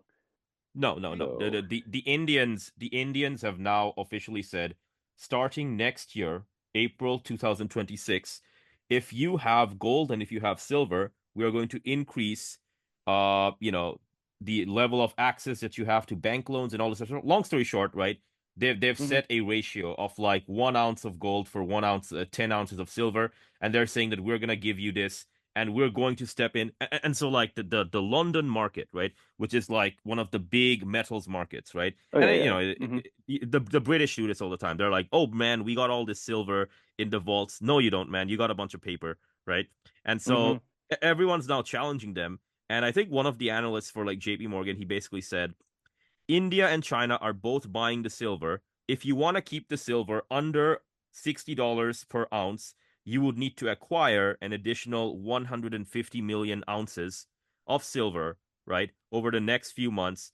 And oh, spoiler alert, if you look at the top 10 countries by like, silver deposits underneath the ground, as well as everything that they've dug up, I think India's got like 237 million. So Mhm. 150 million is like a huge number. They won't be able to meet it, basically. Oh yeah, Right? no, there's no way to do that in less than decades because it's No, not as though the silver is in stacked bars underground at this point in no, low no, grade no, ores, no, and no, no, yeah, no, no. no, it's no, but I It's think I it's a think rematch. If I the think rematch of the 1800s, it's a rematch of the yeah, 1800s. It's like this but time the also Westerners can't do anything. yeah, also crucially, I think Yeah, they've realized this is a transition process into a hard money currency, and yeah, with the yeah, yeah. deflation that bears with it, but we'll see how it goes. Um, Yeah, yeah. I I don't think think they can do anything though. If the Indians just say, "Okay, man, we're just gonna remonetize silver and gold," mhm, like what are the Americans and the Europeans gonna do, right? Because again, like India at that point is just directly attacking the money. It's like, okay, yeah, well, you can park your money because okay, so let's oversimplify this a bit. There's two options. Option one is you park your money somewhere, and option two is you don't park your money somewhere. So you hold it mhm, in some way, right? If you don't park your money in stocks and in bonds and these other things, so the stock market's not going up, it's not chasing yield in the bond markets, and instead you park your money in silver and gold. I mean, my friend, you're basically telling investors, not just in the West, but also in the non-West, yeah, please park your money in silver and gold, right? Like mhm, that's basically what the Indians are doing, right? So mhm. but we are not in the 1800s though. Like, what is Britain and France? All of them bankrupt. All of them like fucking, no army, no nothing. They're like, I mean, at this point, what are they going to do? What are they going to do? India could invade and conquer Britain. I don't They're think already it's going doing to happen. it though. Well, I mean, they're doing it the slow way, but I mean, they could literally, if there was to be a declared war, unfortunately, there would be a few nukes flying, but India can take that much more effectively than Britain can. But even if it didn't go to nukes, India could simply conquer the British Isles. It would not be that difficult. I was having this exact conversation. With someone, and he's one of these like people who thinks you should restore, one of these idiots, right? So it's like, we can restore the British Empire, that kind of stuff. And I'm like, okay, you do realize that Indian missiles reach London. And then he started laughing. He's like, what do you mean Indian missiles? And I'm like, India has a submarine fleet, right? All they gotta do is park their submarines somewhere in Russian waters and just fire the nukes at you, man. You know that they have a submarine fleet, right? And he didn't even believe me. And I showed, like people still haven't figured this out. People still haven't figured out that not only has the West declined. People in the West. I remember when like somebody saying that like we'd win a war with India because what are they going to fly against us? Flying carpets? Yeah, they have all of the jets, right? Not only do they have all of the jets and the fighting equipment, they literally buy all of the top American and European equipment, and they're able to do that because they have that leverage, right? So they have an actual military, right? Like you can make memes about Indians are street shitters and whatever. Bro, you want to make memes about that and make yourself feel good, go on right ahead. But when it comes to actual military kinetic ability, they can hit you, man. They have the submarine fleet. They got everything. Already. I've had the same conversation in a different context. I basically posting at one point just trying to deal with the fact that people in the United States especially are so stupid about Iran. I posted some Tehran street scenes. Yeah. Okay, we're not talking mud huts here. I posted an image of one of the latest model. It was like 2023 at the time, a 2023 model Iranian cars, and pointed out that the Iranian auto industry is one of the world's biggest auto industries. They don't sell them over here, but that's purely because of trade limits. They sell them all over Eurasia and Africa. And I got some very unnerved responses to that. People were not, they have this weird, and I think that stuck in a kind of time warp where they think, it has never occurred to them that the rest of the world hasn't remained stuck in the 19th century. Yeah. Did you tell them that greater metropolitan Tehran is larger than the New York area? So it's got like 17 million people. It's actually larger than New York. Oh yeah, I didn't happen. I didn't happen to do that.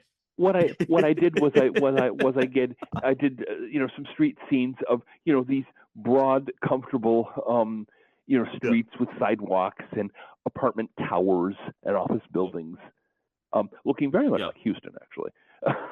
And not like New York, because New York is much more crowded. But it has that sort of Houston. We've got space. We can stretch. Nice. Yeah. So no, it's just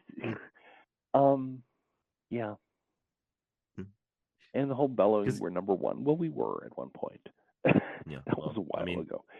I mean, like, what's the elevation of Tehran? The elevation of Tehran is like 6,600 feet, and they have 17 million people living up there, which is like larger than Greater New York. I mean, I don't know what to tell you, folks, but that's a better architectural achievement.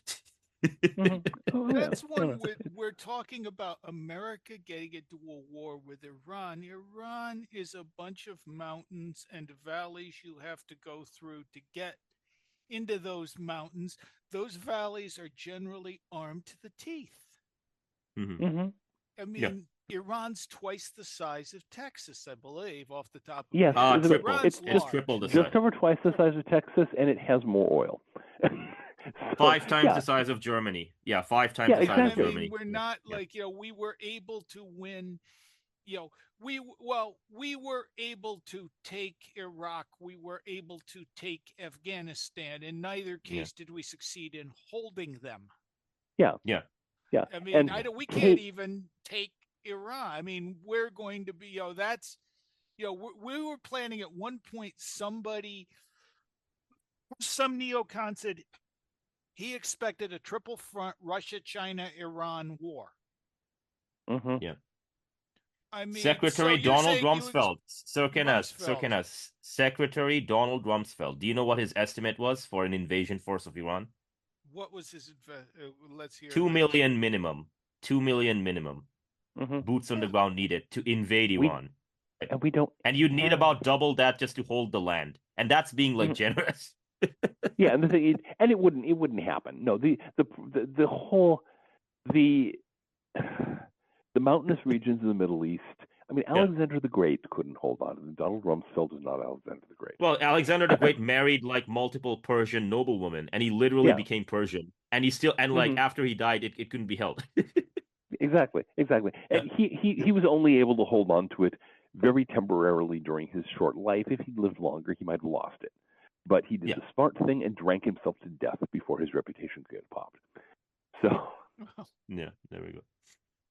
Yeah, I mean, people don't understand geography and scale. Like I was on one of these Twitter spaces. Grandmaster these days, I've now indulged in the sin of social media. But like, I went on one of these. I'm sorry to say that's not something for which I can absolve you.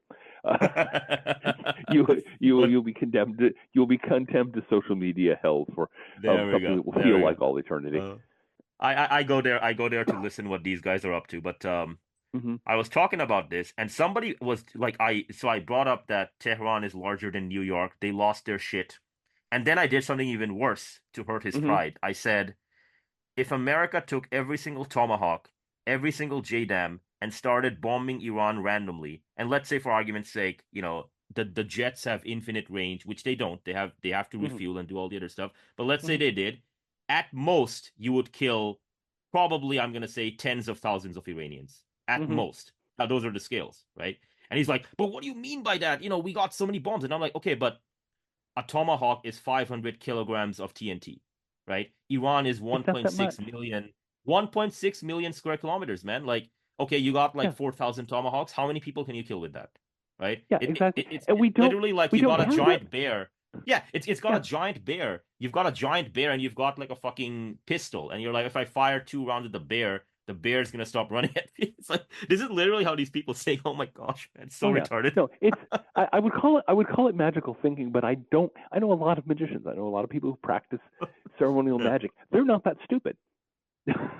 Yeah, well, one of them made the argument that as soon as 50,000 Iranians die and America does shock and awe, the Iranians will pussy out and cuck out. And I'm like, okay, so 92.5 million people, you killed 50,000 women and kids mostly by attacking hospitals with tomahawks and chemical weapons. How do you think they're going to view that?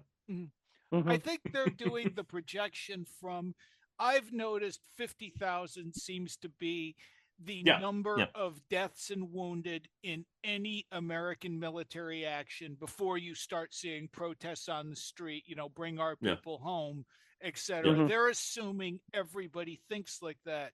Spoiler alert. No, they don't. Everybody thinks no, like they don't. So it's like, basically, if we could, this is what it would take to scare us. So this is what it would take to scare the Soviet Union, Russia or Iran. Russia, which is infinitely stupid. I mean, 50,000 dead. 50,000 dead is a bad weekend for them. That's what it is. I can say the Russians say, okay, 50,000 are dead. That's he's normal. We keep fighting. It would be really one of the reasons I'm very glad I mentioned earlier. I was very glad to see the Department of Education on its way to, because under its supervision, we have seen a complete collapse in any attempt to communicate to American school kids that the rest of the world even exists. Yeah. All they get are these canned little images that mean nothing and communicate nothing. It would not take more than about 2 weeks to give a bunch of ordinarily intelligent high schoolers a really good grasp of Russian history. And once they understood Russian history, they would understand that 50,000 people, it's a bad weekend. That's the number of people who drink themselves to death on bad vodka over in a Russian winter. Okay, it's not something they worry about. And just to give them the idea that other cultures have their own values, their own traditions, their own history, their own dynamic, and don't think and act like Americans. Yeah. I find it really funny that for all the talk about our anti-racism, our anti-insert hereism, their norm is the adult female white liberal. Of course. And they expect that everybody wants to be an American white female liberal. You forgot upper middle class. Yeah. Upper middle class. We have I know that's the unspeakable horror that one must not utter. Class is an overwhelming presence in American public life, and nobody wants to talk about it. Well, but in fact, it's not. Yes, America. We started talking about it with Occupy Wall Street. Right after and look that, what there happened. were a bunch of distractions about racism is the real American problem. Exactly. Phobia is the real American problem. Xphobia is the real American problem. Everything except the fact that the rich was getting richer and the poor was getting poorer. Was getting poorer. And by the rich, we're not just talking about the 0.1%. We're talking about the upper 20% and the lower 80%. Yes, I have just spoken the unspeakable.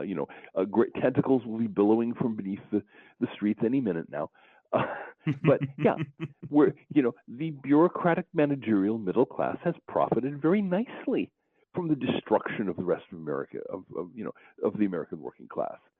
And that's where I see a problem. The bitter impoverishment, immiseration. Yeah, I'm sorry.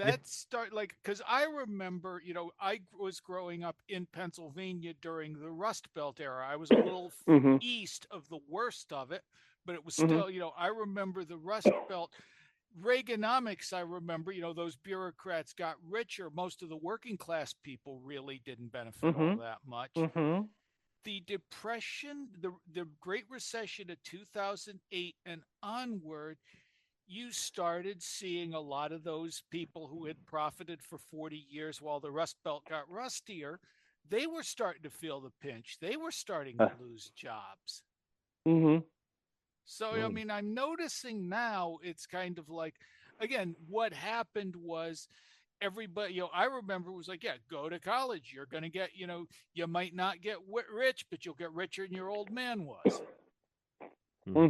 Whereas at this point, the university system in the United States is simply a dishonest marketing scheme pushing predatory loans on vulnerable population. That's all it is. The vast majority of people who go to college now will never get financially out of the hole that they're digging themselves into. And that's the whole point. It's all about exploiting people, maximizing how much goes into the financial, insurance, real estate sector to keep propping up the illusion of prosperity among the rich. So, I mean, I think that's becomes I'm like JMG and I have noticed are both autodidacts. There are problems with being an autodidact. One of them is you only focus on things you're interested in, which can leave you with some big gaps. But I think there's a certain type of creativity of thinking among people who learned for the sake of learning that you really, not only, don't see is actively discouraged in the college system. Oh my God, yes. Yeah. When I did go to college. I have a degree. I have a degree magna cum laude. I have a degree in comparative history of ideas, which is very much an underwater basket weaving kind of degree. But it was basically an excuse for me to get the 2 years of Latin and a few of the things that I wanted. And I found, because I went to college for a while and then dropped out and then went back a decade later, and I found that I had to approach college the way a street criminal approaches doing a smash and grab at one of these little mini marts. You go in fast, you get the things you need, you get out, you don't let yourself be delayed or distracted by all the attempts of the people there to bleed you or suck you into various gimmicks. It's and this was back in the 1990s. Things have gotten much worse now. I know people in academia. I know people who are professors. I know people who are retired professors, and they're appalled by what the whole gimmick has become. Well, that was something in the 80s. I mean, getting a PhD and and a profession in academia was a tenured position. Meant for the rest of your life you'd have a good, maybe, you might not be a millionaire, but you certainly could be a prosperous person as a college professor, send your kids to the same school and everything is woohoo. Today, tenure is gone. Oh yeah. I mean, it's today more likely if you take a path of academia, you're going to be supplementing, you're going to be making less than minimum wage and supplementing your stuff by work as a cab driver or selling plasma. Oh yeah. Because everything has flowed into the administration. There's an endless proliferation of administrative positions sucking up more and more money, and that has to come from somewhere, and that comes from everywhere, of course. It comes by debasing the education, increasing the tuition, cutting the faculty salaries, et cetera, et cetera. There's a long list, but it's all about the endless inflation of bureaucracy, so that we can have an endless, this endlessly growing managerial bureaucratic class, and that's what's breaking down now. As of course, any attempt at infinite proliferation eventually runs into a brick wall. That brick wall happens to be, very fond of solid gold toilets. Yeah, I'm noticing one of the things I do give credit for is Donald Trump is treating academia like the enemy, because frankly, it is. It is. It's certainly his enemy. It's one of the core, one of the primary bases of the opposition to his, as the linchpin of the bureaucratic system that he's in the process of breaking down. Yeah, and while I see there's certainly a need for universities for certain subjects, we don't need as many as we have. We don't need as many graduates as we have. There are entire disciplines, entire departments that could be obliterated without anybody being the loser except the people who no longer get cushy salaries. No more gender theory? One thing I would like to see, can we please abolish the art departments? Art used to be passed on an apprenticeship basis. You would go into the atelier of some famous artist. You would learn by assisting him. You would work your way up and then go out. And guess what? It produced really first-rate artists for hundreds and hundreds of years. Then it all became università. It became a matter of getting credentialed instead of getting quality. René Guénon talks about this in The Reign of Quantity, which is, I recommend it. Like, I will say one thing as a warning to my listeners: René Guénon never said with 10 words what he could say in 250. But there's that. But he talks about, artists used to be kind of anonymous. They were like, I'm doing this painting. That's what I do. Suddenly his complaint was in the realm of quantity. Artists became celebrities, or art became about acting artistic. I mean, acting artistic in the medieval times would be like, I get up, I go to my day job. Yeah. Well, the Latin word artis, the root of our word art, could be used equally well for a craft or a science or an art or a day job. And being a painter, let's say, was your day job. It was just something you did. But the creation of the celebrity. But at this point, we've gone beyond the celebrity thing to the point where it's purely a matter of you go to an art school, you get your BFA and MFA, and then from then on, anything you produce is by definition art, including your bowel movements. And it's produced a fantastic amount of ugly, meaningless, pointless art.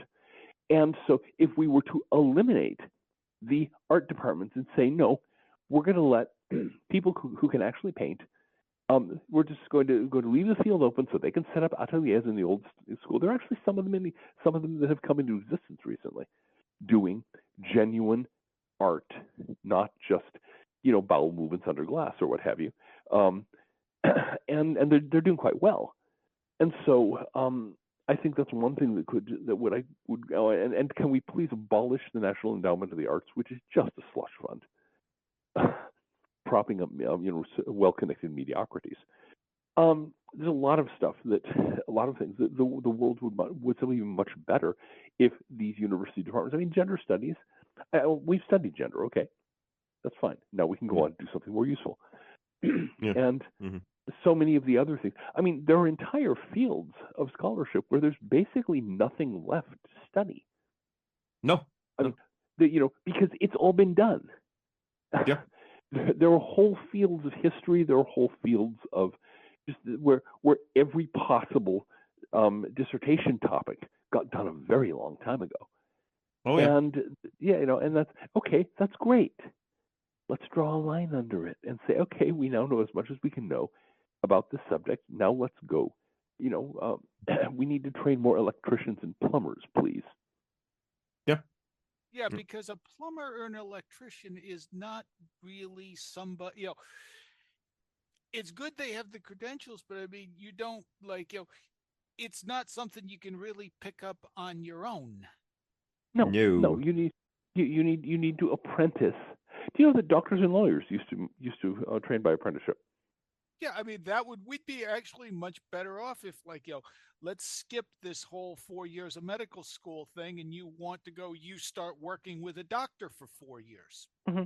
Let's say you work for 2 years as a nurse's aide, and then you're promoted from that. You go through hands-on training to become a nurse, and then from there you go on to become a doctor. And that way you actually have to get your hands dirty and deal with the realities of hands-on medical care before we trust you with patients. As a Freemason, that's something we have kind of in Masonry, we have the dim memory of when that was the case in architecture. Architects did not come out of, the master builders in the Middle Ages and Renaissance did not come out of universities. They were literally, somebody who started out as an apprentice, chipping away on lumps of stone, and worked their way up until they finally qualified as masters. And it produced, the Gothic cathedrals, just for starters. Yeah, that's funny. I was thinking of the Gothic cathedrals as examples of okay, these people didn't have art degrees, but they produced towering works of art. They produced, they did. Not one person who worked on the old Gothic cathedrals had a university degree at all. They were people who learned their work by hands-on training, starting with the absolute, bottom end. Okay, here, take this hod of mortar over there. Call it. That was, that's your first day on the job site. You're hauling mortar to the things, and that's, and you learn a little at a time. It's a much better system than the wallowing in abstractions that defines modern university training. But the university has inserted itself as a parasitic phenomenon, as a system of bleeding dry people saying, no, you have to get a credential from us, so we get to decide what qualifies you, and mostly what qualifies you is spending a lot of money and sitting through all these useless classes.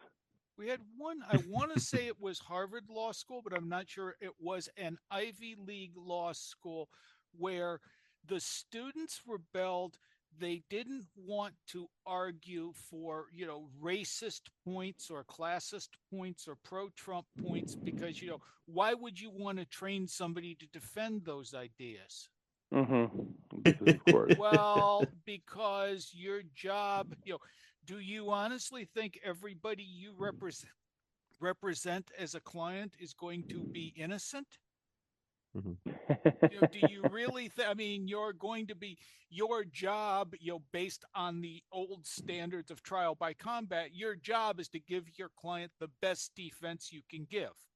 It doesn't matter whether the client's innocent or guilty. Your job is to give the best defense you can give. If I can't argue, you have to understand the arguments for the opposing position before you can just simply dismiss it. Yeah. Whereas they want a Soviet legal system where the outcome is presupposed. The sort of Stalinist system where by the time you bring somebody to trial, the fact that they're a defendant proves that they're capitalist running dogs or what have you. I think it impressed me because I'm like, okay, I remember when the Ivy League was, the sine qua non. It was the, the creme de la creme of universities. But you're saying things that are stupid. Yes. Yeah.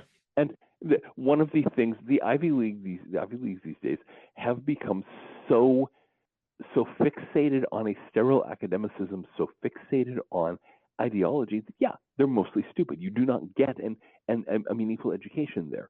That's generally true in most American universities, but it's especially true in the Ivy League because those are bastions of privilege. Those are where the the privileged kids of the people who have been selected out because they are more mindlessly obedient to the demands made on them by society than anybody else. So Lovely. there they sit. There they sit with drool puddling in their laps, pretending to be the best and the brightest. There's another AI argument. There we go. The Vietnam War was the first American war where the goal was to use high intelligent, the most intelligent, the best and the brightest Ivy League graduates were going to plan the war, and of course, their extreme intelligence and knowledge base would cause. Grandmaster. Don't you know what they said? They said that war in the 21st century, you would press buttons, the missiles would fly out, and the terrorists would die. Right? That's literally what they believed in. Yeah, they figured this stuff out in the 1970s, apparently. They had their heads so far up their own rumps, they were digesting their own hair. Yeah. Enron, the smartest people in the room. The smartest people in the room, yeah. Oh yes.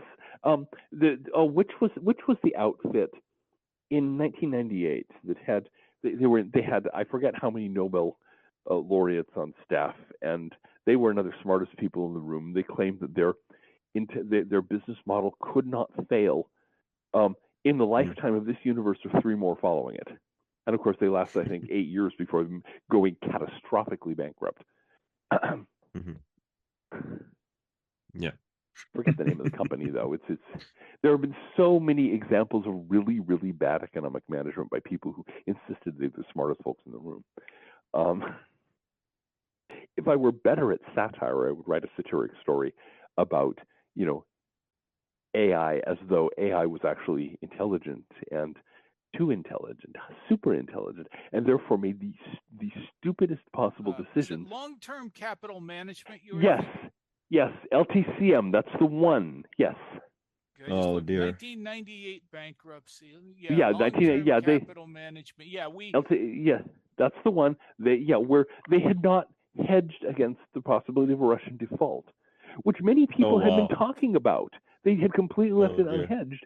And so all of these trades collapsed around them, and they were left with a net worth in negative numbers that the lifetime of the universe or so might not have been sufficient to bail them out. And I forget how many lots of companies went bust. It was a charming mess. At the beginning of 1998, from the always reliable Wikipedia, LTCM had equity of $4.7 billion and had borrowed over $124.5 billion, with assets of around $129 billion. It had off-balance sheet derivative positions with a notional value of approximately $1.25 trillion. Boom. Very secretive about its specific operations. Well, yes. Yeah, when you're engaging in what is colorably blatant fraud, secrecy is a really good idea. But here again, if you look at the investment trusts of 1929, you'll find exactly the same shtick. Incredible amounts of debt, massive leverage, all kinds of noise being made about how we're the smartest people in the room, and the whole thing imploded completely, dropping from notional values in the umpty $100 a share to resting on nothing. Okay, to notional values of a few cents before they finally declared bankruptcy and wound up their affairs. It's an old story, and we will be hearing more of it. I mean, if the Indians have their way, Grandmaster, it's not just going to be a single company. It's going to be entire nations going like broke because, the money is not going to be sitting in equities and stocks and bonds. It's going to be sitting in gold and silver. So, this is going to be painful. One really interesting question that has been raised is whether the U.S. actually has the gold notionally stored in Fort Knox. That's going to be a problem. If it is there, or if a significant share of it is there, by a law that I think dates from 1978, that gold is officially valued at like $42 an ounce. Oh dear. Now, so if that gold were to be revalued at its market value, that would change the balance sheet of the United States rather dramatically.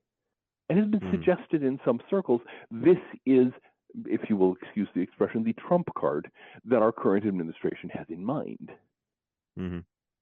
Now, of course, let me actually check something. Countries by gold reserves. Let me quickly, because I think it's actually a substantial amount. Oh, if it's all there, the U.S. actually, if the U.S. actually has as much as it claims, there's a lot of money in there.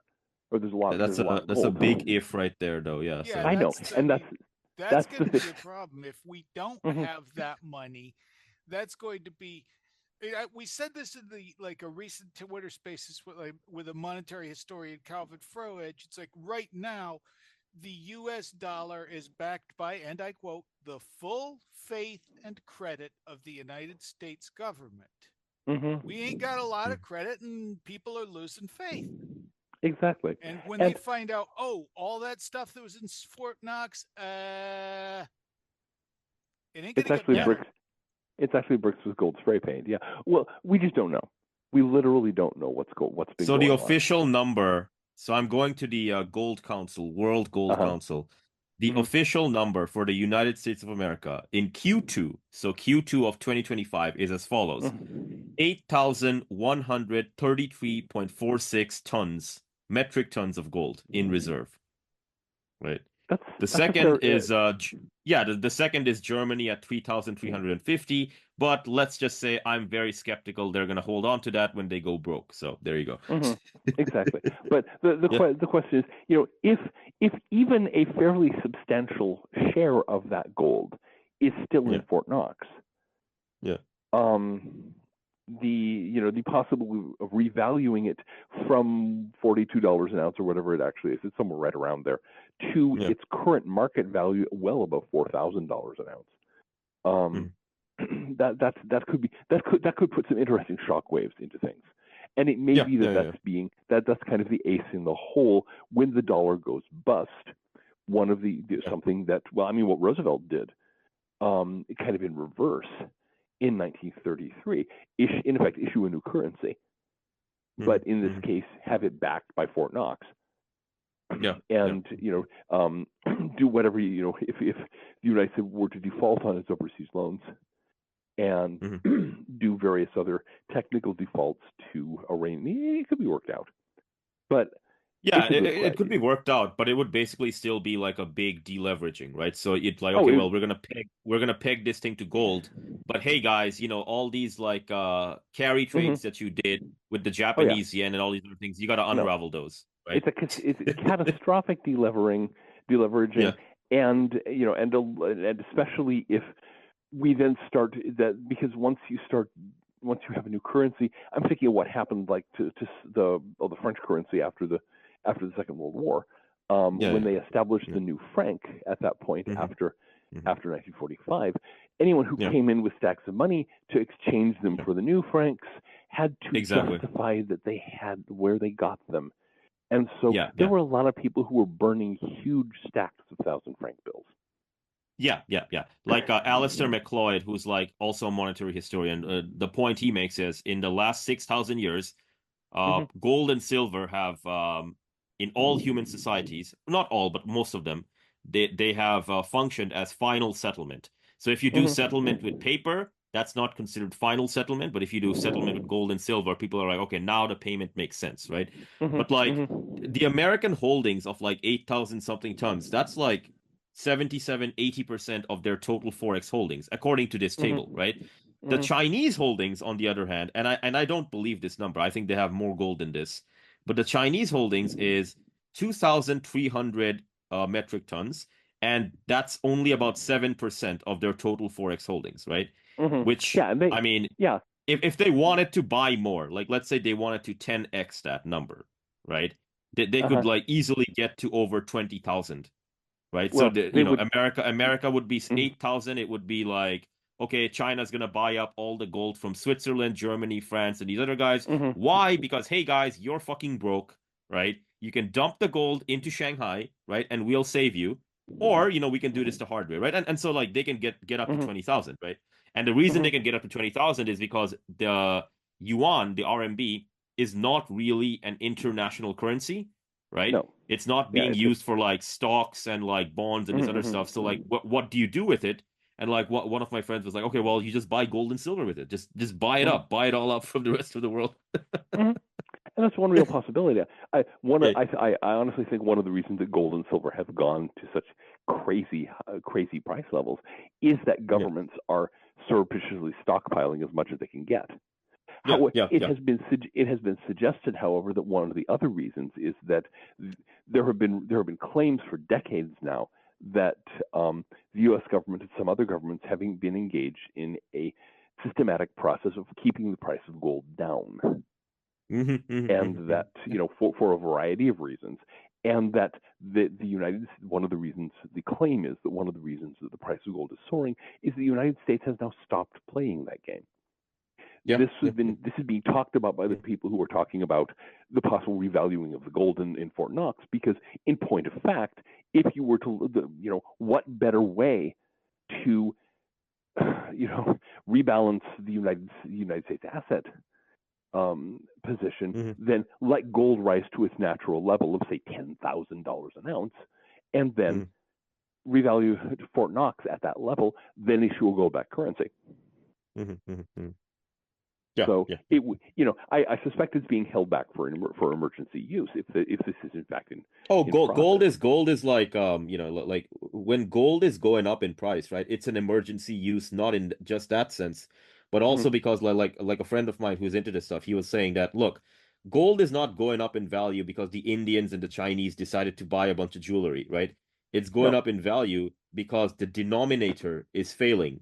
Right? The denominator is the dollar, the euro, and these other guys, right? They're failing. The denominator is fiat currency as a class is losing ground. Exactly. Ooh, France. How much gold does France have? France has 2,500. Yeah, France, once you go broke, that gold's not going to stay there. I'm sorry, guys. But you're going to have to give the gold up to the Indians and the Chinese. Sorry, guys. India only has... India only has like 800, India has 880 tons of gold, which they're probably going to buy up all the European gold. That'll be hilarious to watch. It'll be really interesting to watch if it ends up being a bidding war for, using politics and other means. Who gets the European gold? Yeah. They should do that. I could see Moscow playing very hard the auction king. No, they should do the auction kings. Who would like we got this trailer full of amazing German and French gold. Who wants it first? I got 100 here. I got 110 million over here. I got 100. The problem is you're only doing it at about half speed. So yes. It just keeps going like that.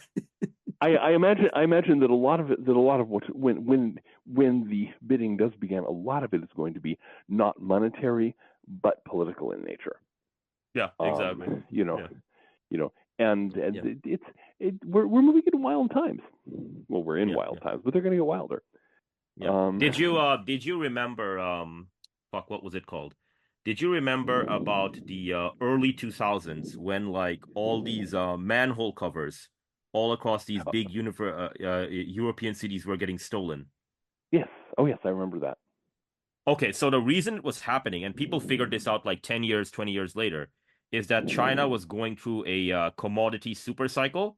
So they were building all this steel, and all the coal production was going up. And so if you took a manhole cover and you melted it down for the iron content and you sold it to the Chinese, you would actually make a hefty sum.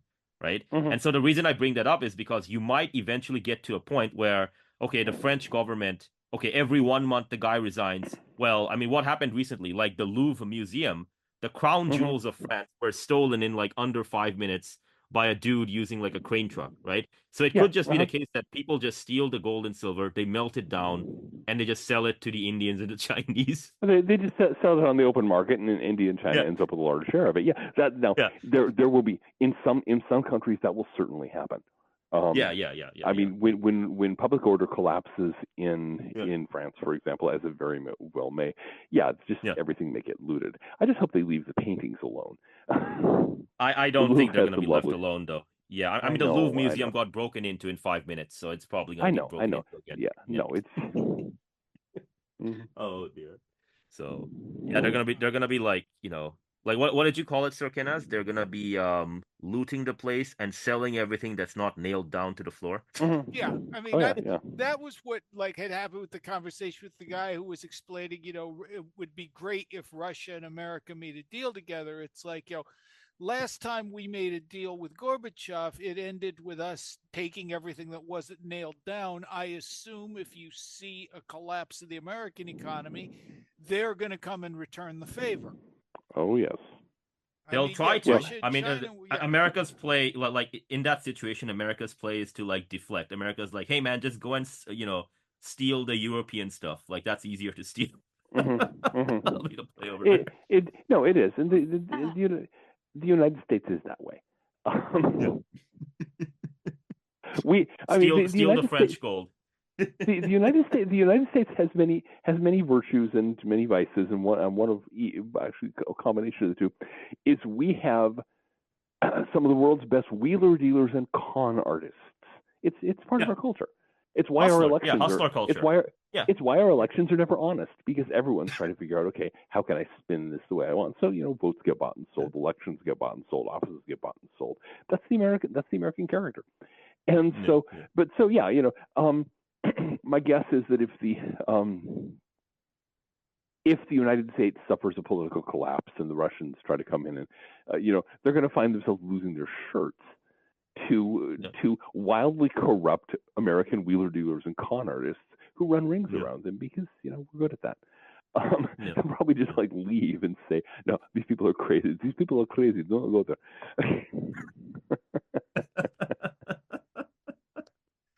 Let's go to the Louvre and let's loot France instead. That's easier. Let's loot France. I mean, France is an easy target. Russian troops have marched down the streets of Paris before, and will doubtless do so again. So, one of my favorite 19th century figures, late 19th, early 20th century figures, Joseph Péladan, used to say he expected at some point in the future, not within his life, but at some point in the future, that the Chinese would invade France and conquer it. I mean, that's kind of happening right now already. I know that's people laughed at him back in, when he was doing this stuff, doing his Rosicrucian art salons and things like that, and announcing, we do not believe in salvation or in this kind of stuff. The Western world is doomed, and it's the whole decadent era, the era of the decadence. But they were very clear on the fact that it's all going down. Yes, Chinese soldiers will someday march beneath the Arc de Triomphe. And honestly, at this point, I think that is by no means impossible. I just pulled up the credit rating from France. Holy shit! October 25th. Okay, so the credit rating is A+ right now, but 1 year ago, so October 25th, 2024, what was it at? It was AA+. So that means 1, 2. Holy shit! It went down by 3 steps in a year. Oh yeah, bro. They're done, man. Get it? Oh, like, I know. Play up.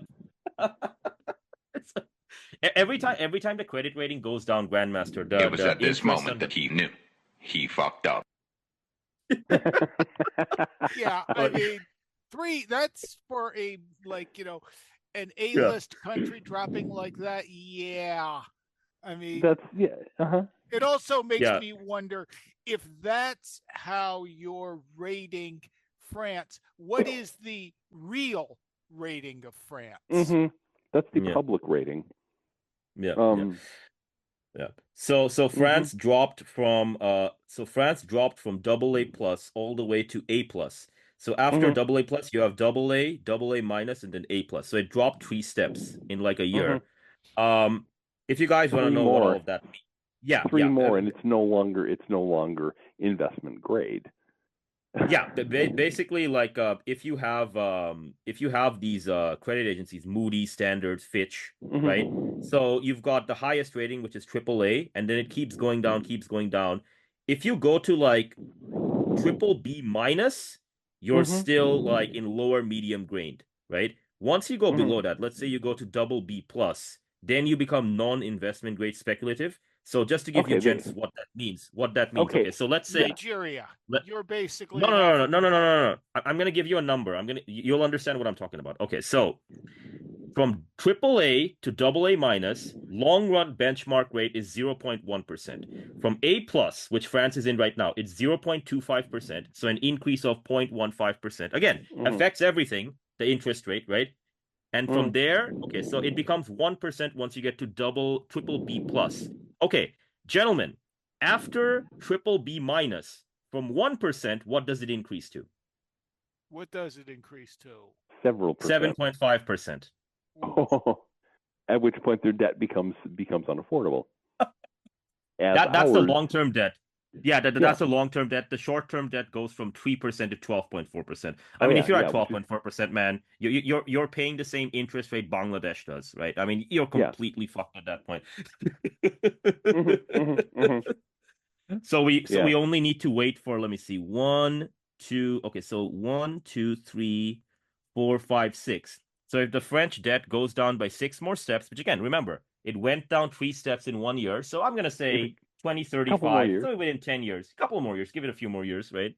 And it's going to be at like, hey guys, you got to pay 7.5% for your long-term bonds and 12.4% for your short-term bonds. Oh, I'm sorry, what was that? Your short-term bonds are at 3% already, and your long-terms are that much? Yeah, bro, sorry about that. You got to pay 5-10% more. Completely fucked. Holy shit, Europe is completely fucked. Can't do anything. Can't do anything. Holy shit. Well, keep in mind, I mean, remember that before 1500, Europe was a damp, cold, impoverished backwater. Yeah. Which is mostly noticeable for constant wars between the little bitty nations there, and they produce some very high quality mercenaries and launched occasional invasions and raids beyond their borders, but mostly just fought everyone in sight, and produced marketed a lot of codfish. Yeah. And then it is by no means impossible that within another century or so, Europe will be back in that state. Yeah, I mean, if you're paying 7.5%, that's just over. No, at that point, you're simply going to have to default on your debt and work with current accounts purely. And at that point, you no longer have a developed industrial society.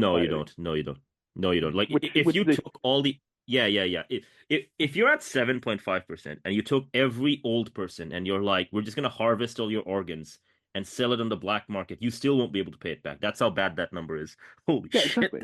No, exactly. No, and so at that point you become an undeveloped nation, and you work off current accounts, and the thing is they're heading that way anyway. Because that's what's happening. Yeah, without the capacity to draw in unearned wealth from all over the world for a while, and then up until recently Africa, without the capacity to pump wealth out of these other countries and to prop up European economies, there isn't anything in Europe that justifies having a large industrial advanced economy, especially not with the welfare state they have. They don't have the basis for that. It was always a matter of let's loot the Africans, let's loot Asia, let's loot any other part of the country, any other part of the world, take everything that's not nailed down, use it to give us an artificial standard of living. The United States, of course, has also done quite a bit of that, and that has a lot to do with our current inflated state of living.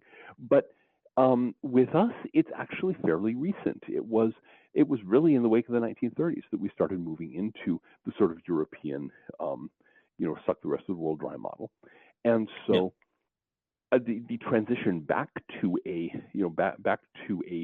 self-sufficient and a system of economic autarky will be traumatic, no question. But I think we're in better shape to do it than Europe is by a long shot. Yeah. I mean, I had no clue that France was so. I mean, it sounds like a lot, right? Like, it just has to drop 6 more spots, but it actually happens pretty quickly because, like, I know to drop. I know. No, they could conceivably be there in a couple of years. if they end up if the economic crisis just continues to accelerate, just boink, boink, boink. And once the panic selling of French assets and French bonds begins, it's away to the races in a hurry. Yeah.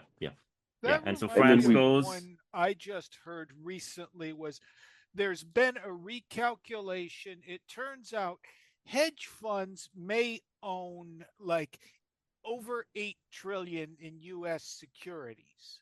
Mm-hmm. The reason I think you're talking about. Okay, I think you're talking about the Cayman Islands, like Cayman Island stuff. Yeah, Cayman Islands hedge funds. They all run on algorithms.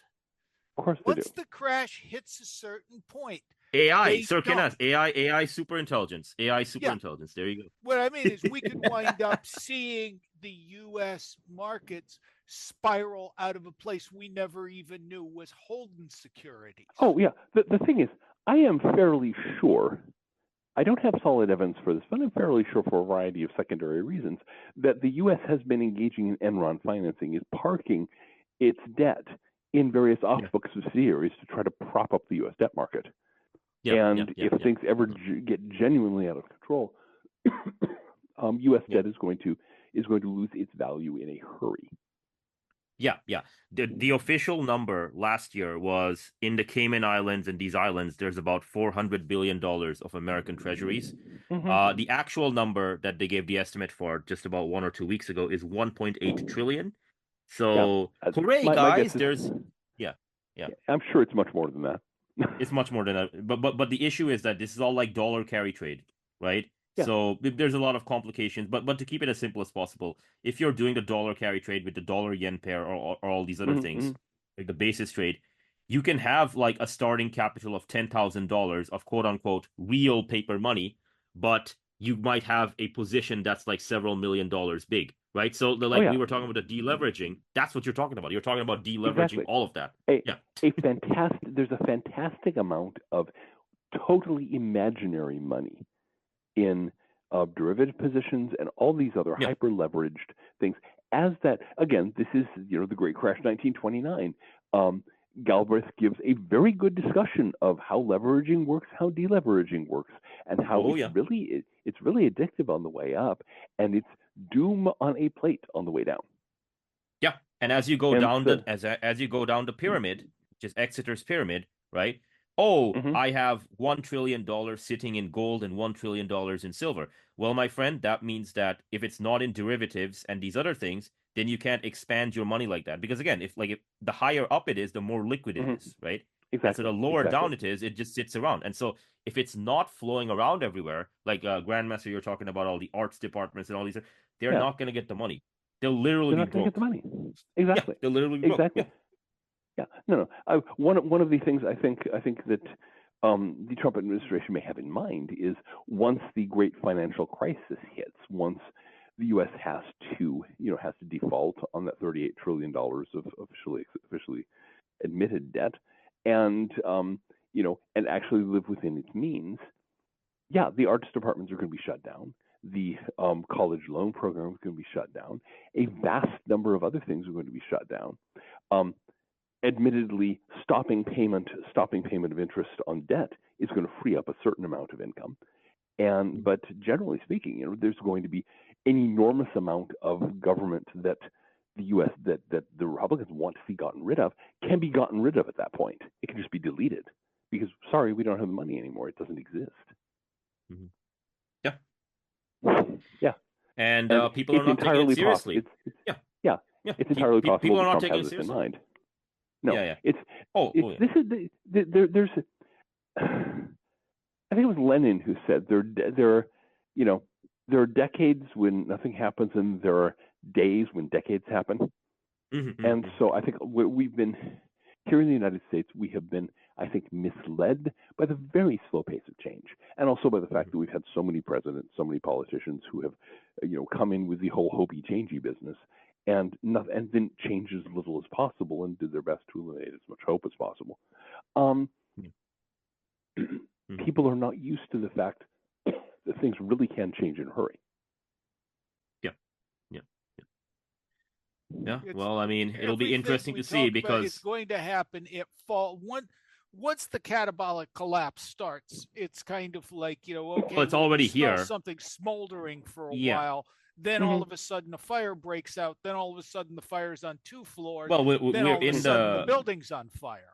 well, Mm-hmm. we are in the catabolic collapse. It's just that different people have different levels of perception, right? Like for some Exactly. people, it's like, well, you know, if the One World Trade Center doesn't get blown up by a biological weapon, that means America's not at war. And I'm like, okay, but that's not the requirement, right?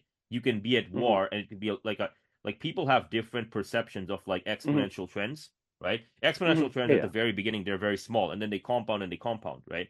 And so it's Mm-hmm. like, Mm-hmm. well, we are not at war in the Middle East. I'm like, well, yeah, you are. There's American advisors and everything on the ground and everything. And like, but that doesn't Mm-hmm. count, bro. Like, yeah, of course it counts, right? And Yeah, and so yeah. it's the same thing. It's the same thing with like this thing with like people ignoring the India thing. Like I was just shocked, right? Like and maybe I shouldn't be because it's fucking like Twitter people, but like okay, Mm-hmm. dude, India is saying we're gonna do this like 10-to-1 ratio for silver and gold. They're saying Mm-hmm. they're gonna move their money and they're saying they're going to try and seize the silver, right? Mm-hmm. From like other Mm-hmm. parts of the world and bring it into India. Do you realize that $50 silver is basically nothing? You're talking about what, the Mm-hmm. fourth, fifth largest economy in the world, who Yeah. are If they're saying going, if they're within the going next for a yeah, yeah, if yeah. they're going for a 10-to-1 ratio, then would if that works out as a price ratio, wouldn't that Yeah. mean that silver would have to go up to at least 400? Well, yeah, and not only that, it Mm-hmm. would be like this is in addition to the Indians just acquiring the gold from elsewhere and like buying it up Yeah. from like because again like oh enough us enlightened Europeans the dirty street shitting Indians we'll never sell our gold. Okay, bro, you want to believe that, but as you go more and more bankrupt and as your like Mm-hmm. bonds go down more and more, you will sell your silver and your gold to China and India. Like what was that Mm-hmm. quote you had, Sir Grandmaster? Come to me now. That's literally what the situation is. Like these guys, they've Mm-hmm. not figured out what their predicament is. And it's like, okay, so if India starts doing that, and then you guys start selling your silver and gold to India, again, not because you want to, but because you literally will go broke if you do. Like that's just like that's a worse loop. It's gonna keep looping. It's gonna be like, okay, Mm-hmm. there's more assets now in silver and gold. Investors outside look at that and go, I gotta park more assets in silver and gold, and they Mm-hmm. unravel and deleverage these, and so you can see the decades, the weeks and decades happening. You can see the trajectory now, right? Like Oh yeah. you're standing 500 meters away. There's the finish line, right? We've been running for like Mm-hmm. several kilometers, but we can see it now. It's very Mm-hmm. clear where the debt crisis is going to come from. The debt crisis Mm-hmm. is going to come from demand from China, India, and Asia for gold and silver assets, which again, the obligations cannot be met by the Europeans and the Americans. They simply cannot be met, right? Like, Mm-hmm. good luck finding 150 million troy ounces of silver, man. Like, Oh London yeah. is not Yeah. going to find that. It's not going to No. find that. Now, I will say the one caution I will say is that is certainly a crisis that's on its way. Whether it's the next crisis or not is a heck of a good question. Because there are so many other crises. Things have been postponed and kicked. Bingo. It's kicking the can down the street. At this point, there's like dozens of cans rattling over each other, and the effort to keep on kicking them, it just gets heavier and heavier. I will say about catabolic collapse, though, the one thing that people tend to forget about catabolic collapse is that it is, or it can be, self-terminating because the whole process is one of freeing up resources that are in unproductive sources. So, for example, when the universities, when the overpriced suburbs are torn down, that then becomes accessible for truck farms. When the universities collapse, what can we use the buildings for? Raw materials, if nothing else. My apologies. They're just there. No worries. The whole point of catabolic collapse is that it is actually a mechanism for resetting.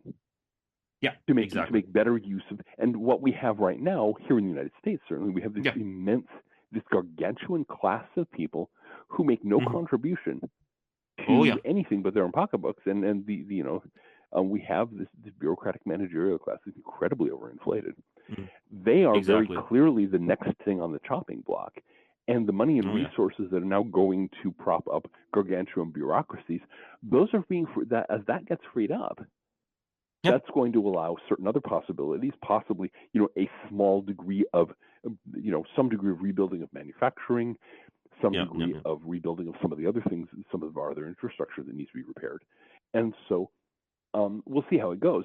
But I mention this because so many people mistake catabolic collapse for the end of the world, and it's not. No, it's not. It's not the end of the world. But the thing is, right, you got to unravel a lot of it. Like $9 trillion dollar yen pair, there's a long way to go. Oh yeah, no.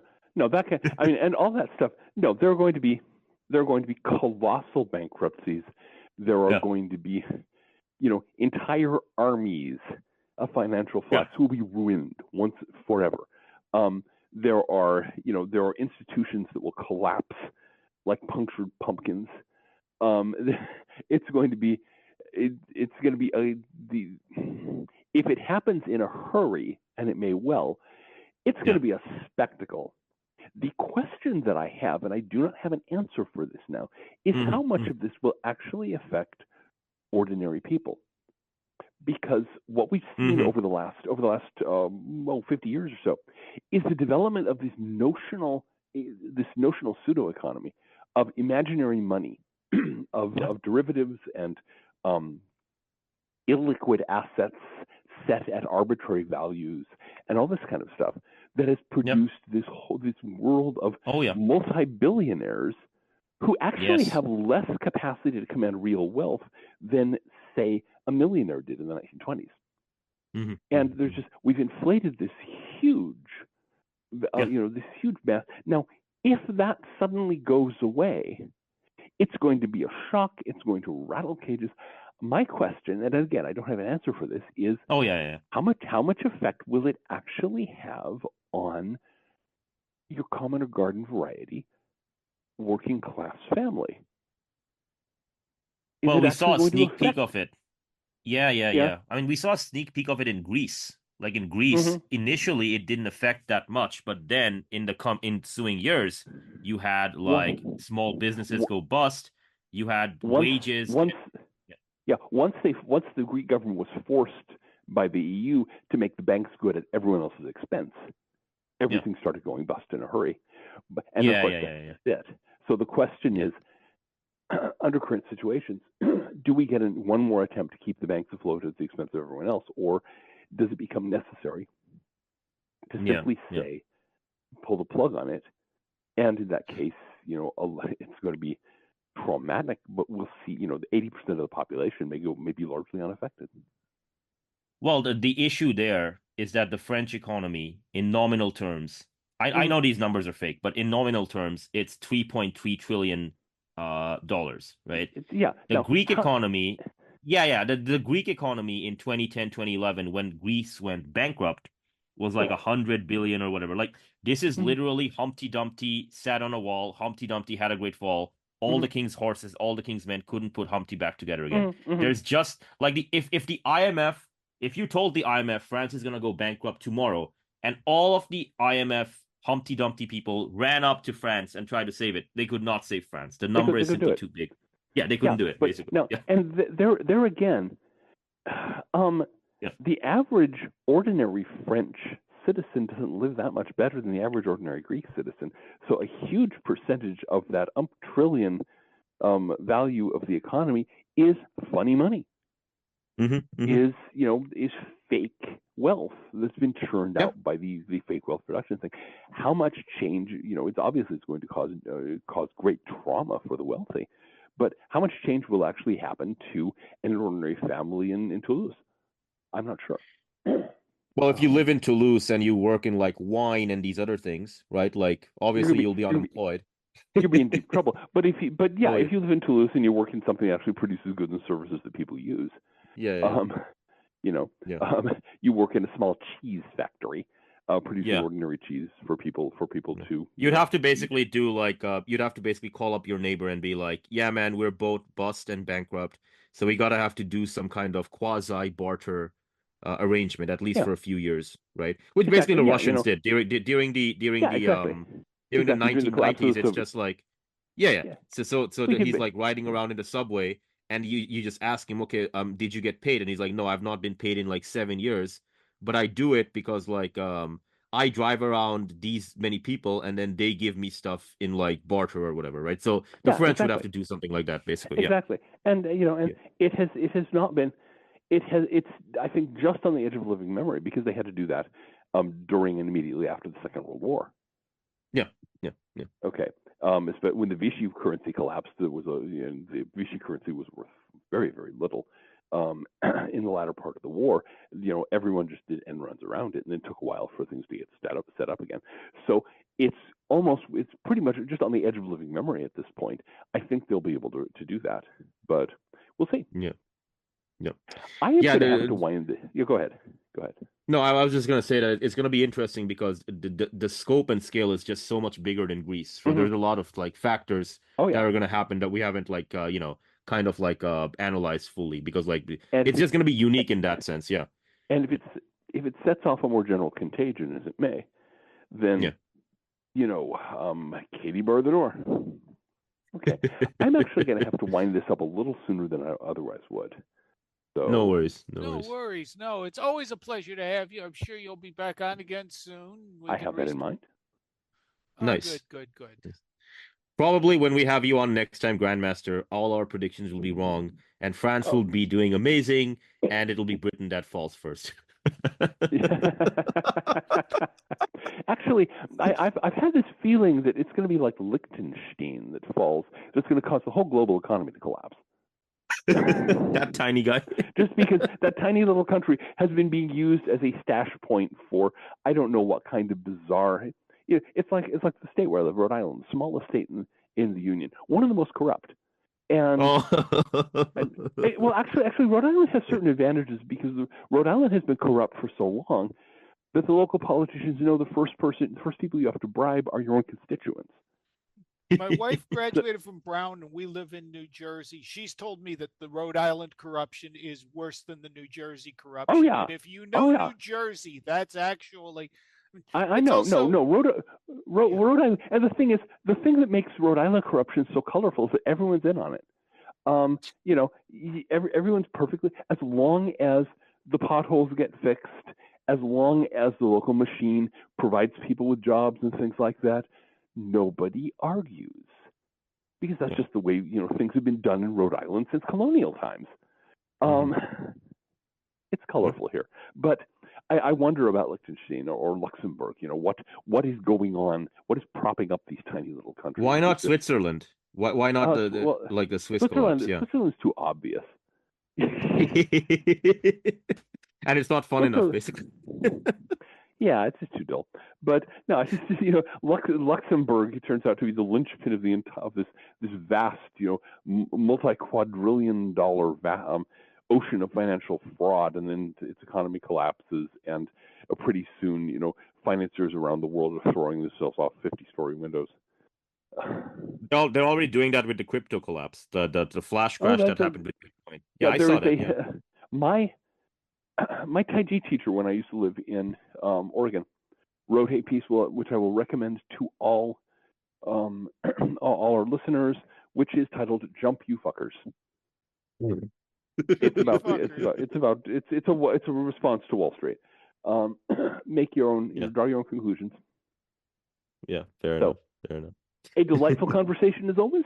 Delightful as Thank always. You. Thank you for showing up, Sir JMG, and to all our listeners, thank you for listening, and to all you people that are expecting something's going to come in and save us all at the last minute, thanks to our Aryan will or our superior technology.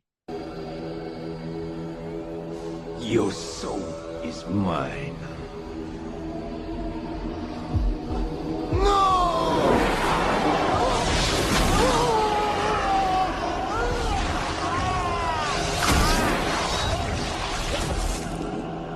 They